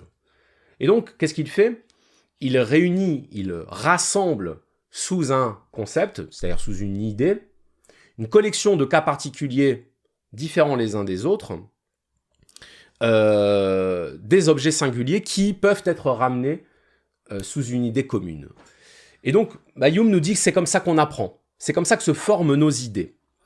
Mais du coup, si nos idées se forment ainsi, ça veut dire que nos idées se forment par l'expérience, c'est-à-dire par ce qu'on vit au sens de ce qu'on perçoit. Et donc, ça a des côtés négatifs, parce qu'on va limiter nos connaissances à notre expérience. Tu sais, c'est l'exemple du signe noir. Si toute ta vie, tu n'as vu que des signes blancs, tu vas en arriver à la conclusion que tous les signes sont blancs. C'est pas une défaillance du raisonnement, c'est une déduction abusive mais logique, issue de ton expérience. Il va falloir qu'un jour tu rencontres un signe noir pour te dire mince. En fait, tous les signes ne sont pas blancs. Et c'est comme ça que se corrige et que se rectifie la connaissance en permanence, par l'incorporation des cas particuliers et des exceptions aux généralités issues de nos abstractions. Bon. Donc ça veut dire que nous avons les idées de nos habitudes. Mais si nous avons les idées de nos habitudes, ça veut dire que nous sommes fondamentalement incapables de prévoir ce qui va sortir de nos habitudes. L'exemple que je donne dans le livre, c'est est-ce que le soleil va se lever demain ? Bah oui. Pourquoi oui ? Bah parce qu'il s'est toujours levé, voilà, exactement. Parce que jusqu'à aujourd'hui, il s'est toujours levé. Alors c'est faux dans la mesure où le soleil n'a pas toujours été là où il est par rapport à la Terre, du simple fait que la Terre n'a pas toujours été là, puisqu'il y a un avant le Big Bang, il y a un avant... Bref, peu importe. On va dire qu'à notre échelle, à l'échelle humaine, individuelle, historique. Bon, ok, on est d'accord avec ça. Mais ça veut quand même dire que notre esprit est préformaté à envisager et à anticiper ce qui est le fruit de son habitude. Et c'est pour ça que dans mon chapitre, je montre bien à la fois que toutes nos connaissances sont en réalité le fruit de nos habitudes, mais qu'en même temps, c'est compliqué de baser la connaissance seulement sur l'habitude. Parce que l'habitude, c'est ce qui peut être contredit. Alors je prends, tu vois, je mets en scène, j'ai trouvé une histoire amusante pour illustrer ça. C'est un père de famille, tu vois, qui a l'habitude. Voilà. Il s'appelle Momo, il a l'habitude. Momo, il est videur en boîte, il sait comment ça marche, tu vois. Les clients qui viennent pour la bagarre, il les repère, il a l'habitude. Les femmes mariées qui enlèvent la bague pour se faire draguer au bar, il a l'habitude. Donc, Momo, il a une conception du monde ouvertement fondée sur ses habitudes. Et Momo, il a un fils, adolescent, qui a des peines de cœur, comme beaucoup d'adolescents, et qui lui parle de ses peines de cœur. Et Momo, tu sais, c'est pas le père qui va prendre le temps d'écouter les petits problèmes de cœur de son fils. Il va lui dire, non mais attends, je t'explique. Tu sais, on connaît tous des amis comme ça qui disent, ah mais attends, je t'explique. Ils savent tout. Ils ont l'habitude, ils savent tout. En fait, mais t'es trop gentil, t'es trop fleur bleue, les filles, elles en ont marre de... Faut que tu t'imposes un petit peu. Bon, jusqu'au jour où son fils, Enzo, ramène sa copine, Fang. Et là, Momo, il dit, attends. Je vois venir le truc, j'ai l'habitude. Elle va le trouver trop gentil. En plus, ça s'appelle Fang, donc c'est une asiatique. Les asiatiques, c'est encore un autre délire. Sa femme, elle lui dit, non mais attends... Tu peux pas lui laisser une chance à ton fils, un peu le laisser tranquille et vivre sa vie. Il dit non, mais j'aurais prévenu. Et puis finalement, à chaque nouvelle étape de la relation, ça va contre ce qu'il avait anticipé. Ça va contre ce que l'habitude lui avait enseigné. Et à chaque fois, il dit non, mais je le savais. Et il rebondit. Oui, il rebondit. Non, mais je savais qu'ils allaient se fiancer. Je savais qu'ils allaient s'installer ensemble. Et puis le jour où ils ont un enfant, mais je savais que j'allais être grand-père. Tu parles. Il savait rien du tout. Il adapte son discours à la situation nouvelle qu'il n'avait pas anticipée. Et son fils dit à la mère, écoute, laisse-le parler, tu sais, j'ai l'habitude. Tout ça pour dire qu'on construit nos connaissances à partir de nos habitudes et c'est normal. Mais c'est pas parce que c'est normal que ça veut dire qu'on aura raison à chaque fois qu'on aura anticipé quelque chose par rapport à nos habitudes. C'est pour ça que moi, je suis le premier à dire, j'assume cette phrase qui peut choquer, je n'ai rien contre les préjugés. Quand je dis les préjugés, c'est-à-dire contre les stéréotypes. Du moment qu'on les rend disponibles à la réfutation. Parce que c'est ça qui fait la différence. Parce qu'un stéréotype, il a souvent une raison d'être. Sa raison d'être, ça peut être la récurrence d'une observation dans un milieu déterminé. Et puis à un moment donné, cette récurrence va se trouver contrariée par un cas particulier.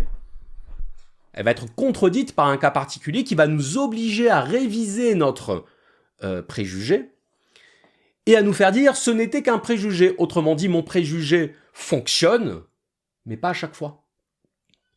Et bien c'est ça que nous dit l'empirisme. Il nous dit toutes nos connaissances sont basées sur nos habitudes, ce que Hume appelle la coutume, mais il arrive parfois que les faits aillent contre la coutume.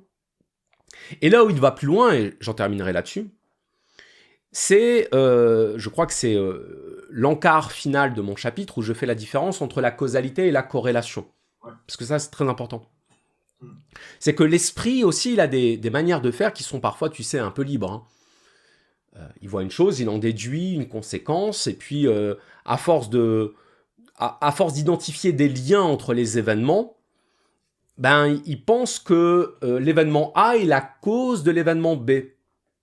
C'est-à-dire qu'il transforme une association, ce que Hume appelle une succession, en causation, c'est-à-dire en causalité.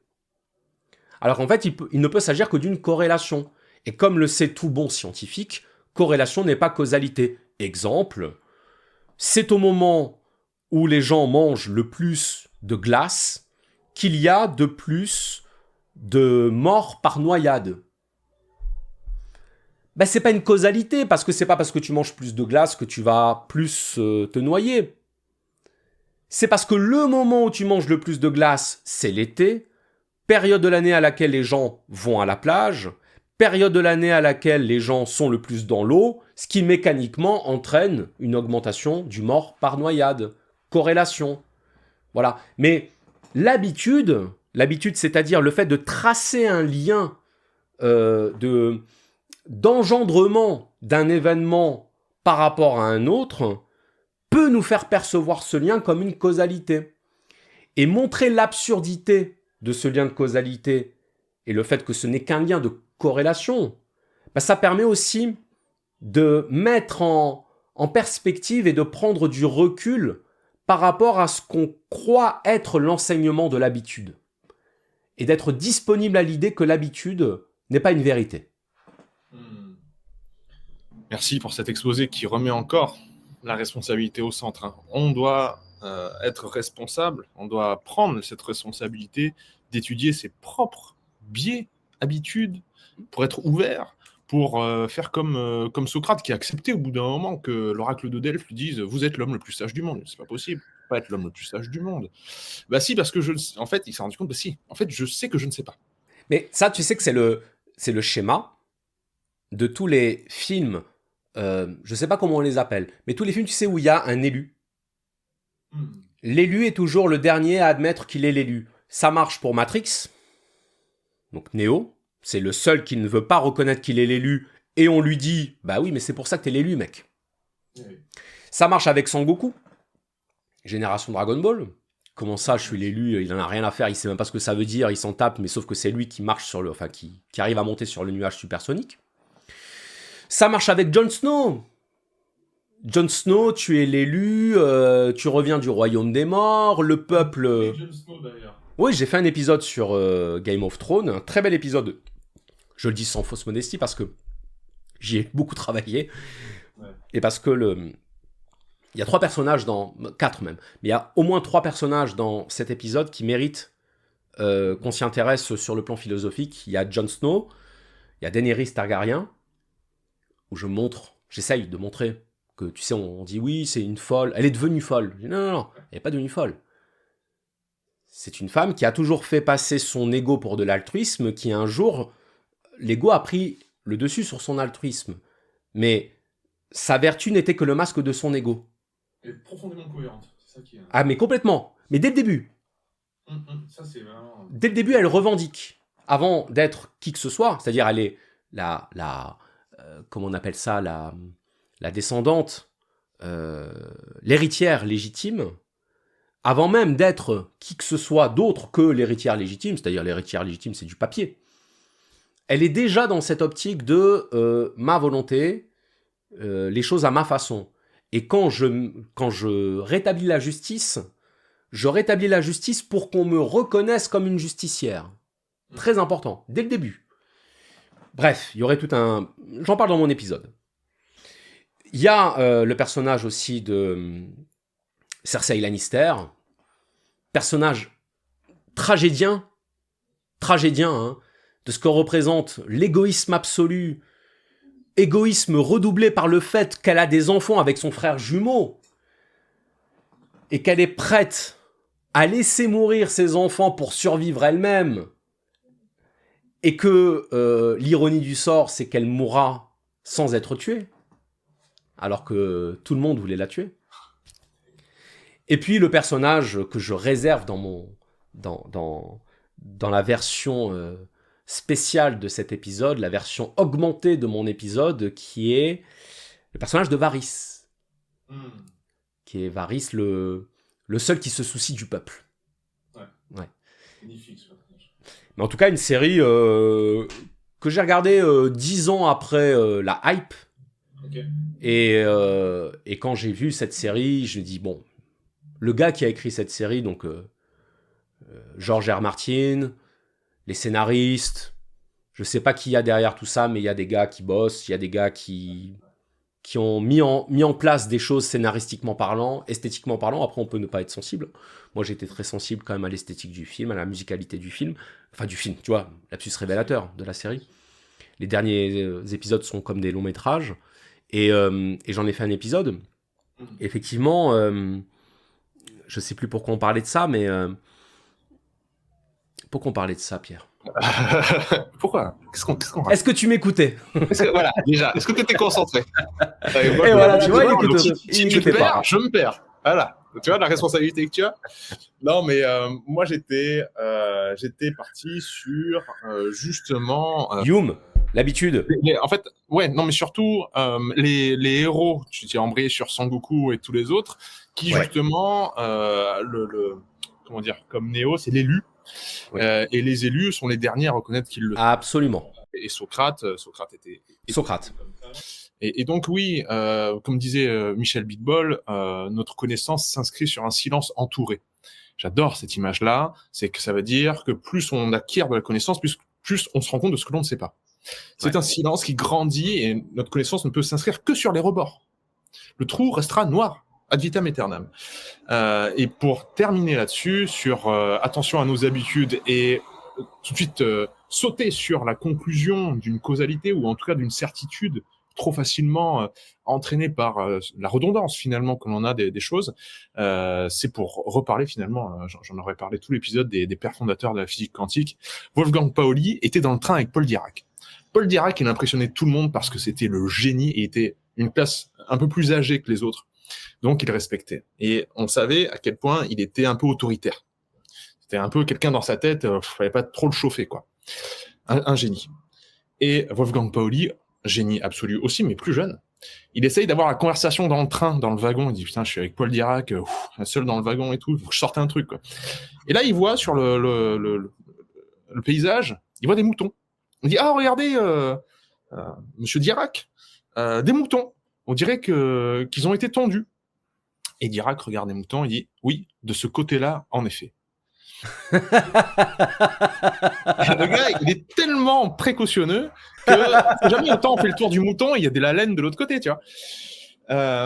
Mais voilà, c'est ce genre de personnage-là, les vrais scientifiques qui nous invitent et à l'humilité et à la responsabilité de nos paroles et de nos actes. Et ton livre invite à ça, en fait. Cultivez-vous, ayez une culture de notre héritage philosophique occidental, parce que c'est libérateur, profondément libérateur, et la liberté, c'est synonyme de responsabilité. Comme un oiseau qui prend son envol, tout d'un coup, il faut qu'il se débrouille tout seul.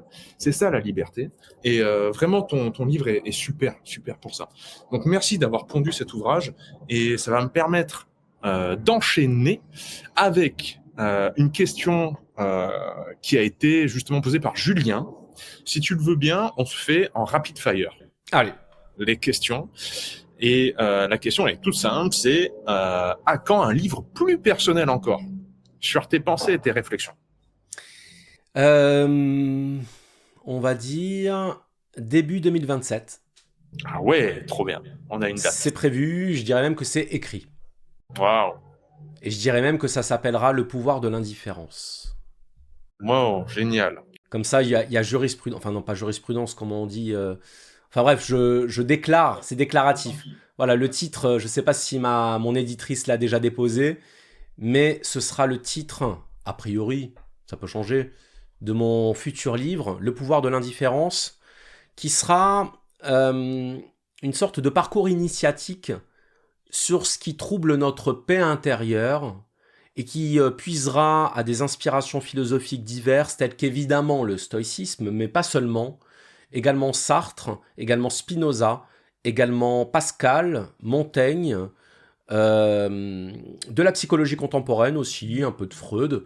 Bref, toutes les situations de la vie et toutes les dimensions de la vie, j'oserais dire, dans lesquelles nous sommes les premières victimes de nos réactions émotionnelles.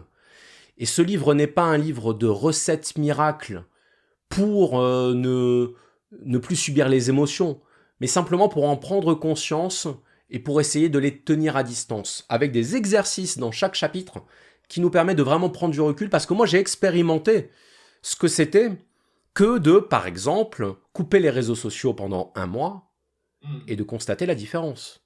Trop bien. Tu vois. Alors, je donne pas cet exercice et ce conseil dans mon livre parce que j'essaye de trouver des choses un peu originales. Mais je veux dire, pour moi, par exemple, aller à la salle de sport 4 fois par semaine, c'est libérateur, c'est apaisant. Je sais que ça fait du bien. Pourquoi ça fait du bien? Parce que le bonheur est aussi une affaire de chimie. Et que c'est le grand tort des philosophes de ne pas avoir pris assez en compte la dimension chimique du bonheur, c'est-à-dire la dimension hormonale. Et que quand ton esprit est inondé de dopamine, d'endorphine et de sérotonine, bah t'es plus heureux. Et t'as beau, toujours aimer les discussions métaphysiques et poser la question du sens ultime de l'existence et étudier Schopenhauer, bah il n'empêche que quand t'es sous sérotonine ou sous endorphine, tu réfléchis différemment. Et il y a une chimie du bonheur, et il faut pas l'occulter, et il faut être sensible à la dimension corporelle de la vie de l'esprit. Et mon livre n'est vraiment pas, ce livre-là qui va apparaître, ne sera pas du tout à prendre comme un livre médicament, mais ce sera un livre qui va permettre de prendre du recul sur cette normalisation qui ne devrait pas être de notre agitation émotionnelle. Magnifique. Bah écoute, je pense que ça va tout de suite faire le lien avec la question suivante qui était une question de Kevin qui disait: est-ce que la philosophie qui passe par le langage nous coupe du corps et du réel brut, entre guillemets? Oui et non, c'est-à-dire que on est condamné à exprimer nos pensées sous la forme de mots, et en même temps, le mot est une dénaturation de la réalité. Donc là, c'est très bergsonien ce que je vais dire. C'est-à-dire qu'un mot, c'est une convention. On parlait des conventions tout à l'heure avec Diogène de Sinope et les cyniques. Le mot est une convention, c'est-à-dire que un mot est arbitraire. Déjà, le son d'un mot est arbitraire. C'est le jeu qui consiste à prononcer 1000 fois le même mot jusqu'à se rendre compte qu'il est absurde. Et effectivement, il l'est. Mais toujours est-il qu'on peut difficilement faire autrement. En revanche, ça ne veut pas dire que tout passe par les mots. Et c'est là le génie des poètes qui est d'utiliser les mots dans un sens qui n'est pas le sens littéral ou le sens technique du mot, mais qui va être plutôt d'utiliser le mot dans son pouvoir suggestif et de ce qu'il va pouvoir véhiculer dans l'esprit. Mais on peut retrouver ça d'ailleurs, tu sais, avec les parfums, les senteurs. Moi, quand je croise quelqu'un au supermarché qui a un parfum qui me rappelle mon enfance, je vais être transporté dans un autre monde, dans un autre imaginaire, j'oserais presque dire dans un autre univers, par cette médiation olfactive. Donc le mot reste pour moi, mais alors là c'est très personnel, un médiateur indispensable de la pensée, mais ça ne veut pas dire que je ne crois pas dans la possibilité d'explorer des mondes sensoriels et même spirituels au-delà des mots. Je comprends. Merci beaucoup. Et on va terminer avec peut-être une question qu'on t'a souvent posée, mais je pense que l'écriture des livres en fait partie, et tout ton travail. C'est une question d'Audrey qui demande comment mettre la philosophie à la portée des jeunes enfants. Ouais. En leur en parlant sans leur dire que c'est de la philosophie.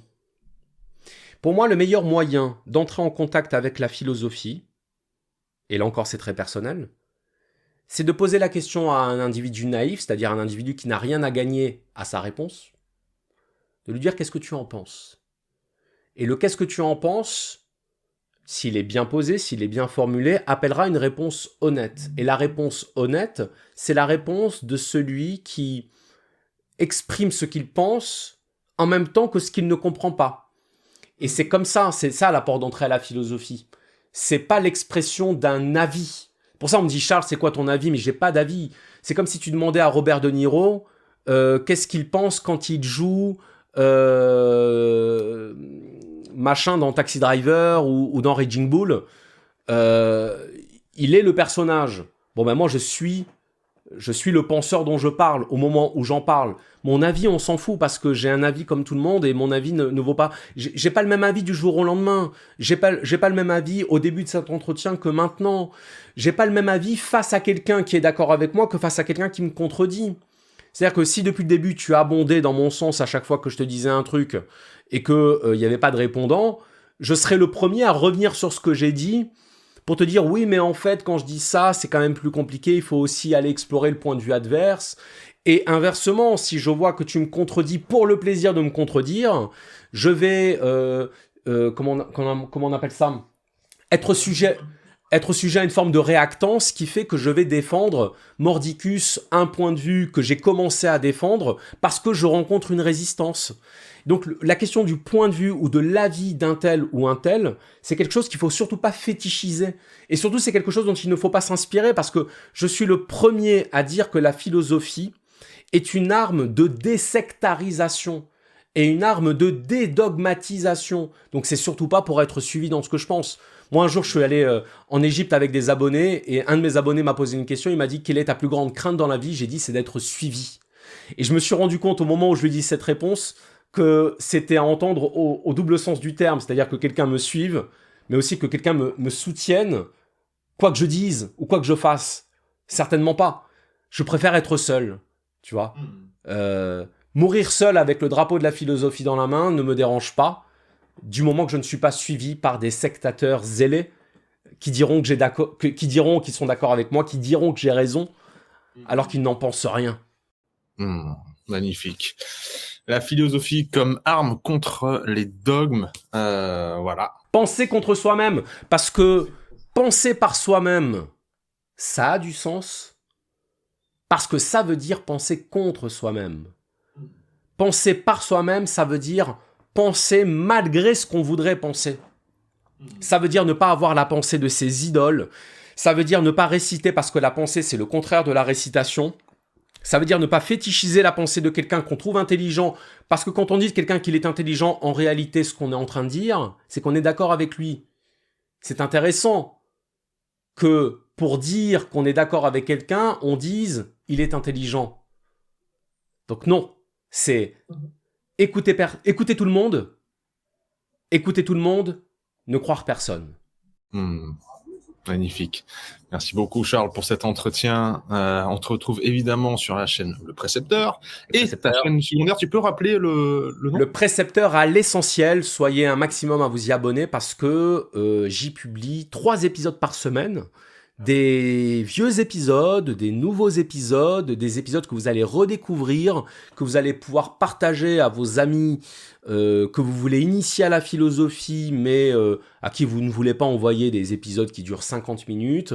Voilà, donc faites-vous plaisir. Le Précepteur à l'essentiel, c'est mon gros projet de l'année. Avec ce livre, évidemment, la philosophie, c'est pour vous aussi. Le meilleur cadeau qu'on puisse faire pour les fêtes à tous nos proches, à qui on veut initier à la philosophie. Tous les jours, un jour de fête pour l'autonomie de la pensée aux éditions Larousse. Larousse. Merci beaucoup Charles encore pour ton temps. C'était un merci à toi Pierre, c'était un réel plaisir. Sur la chaîne quand tu veux, vraiment. Ce sera un plaisir et on le fera. Merci beaucoup, à bientôt. Ciao.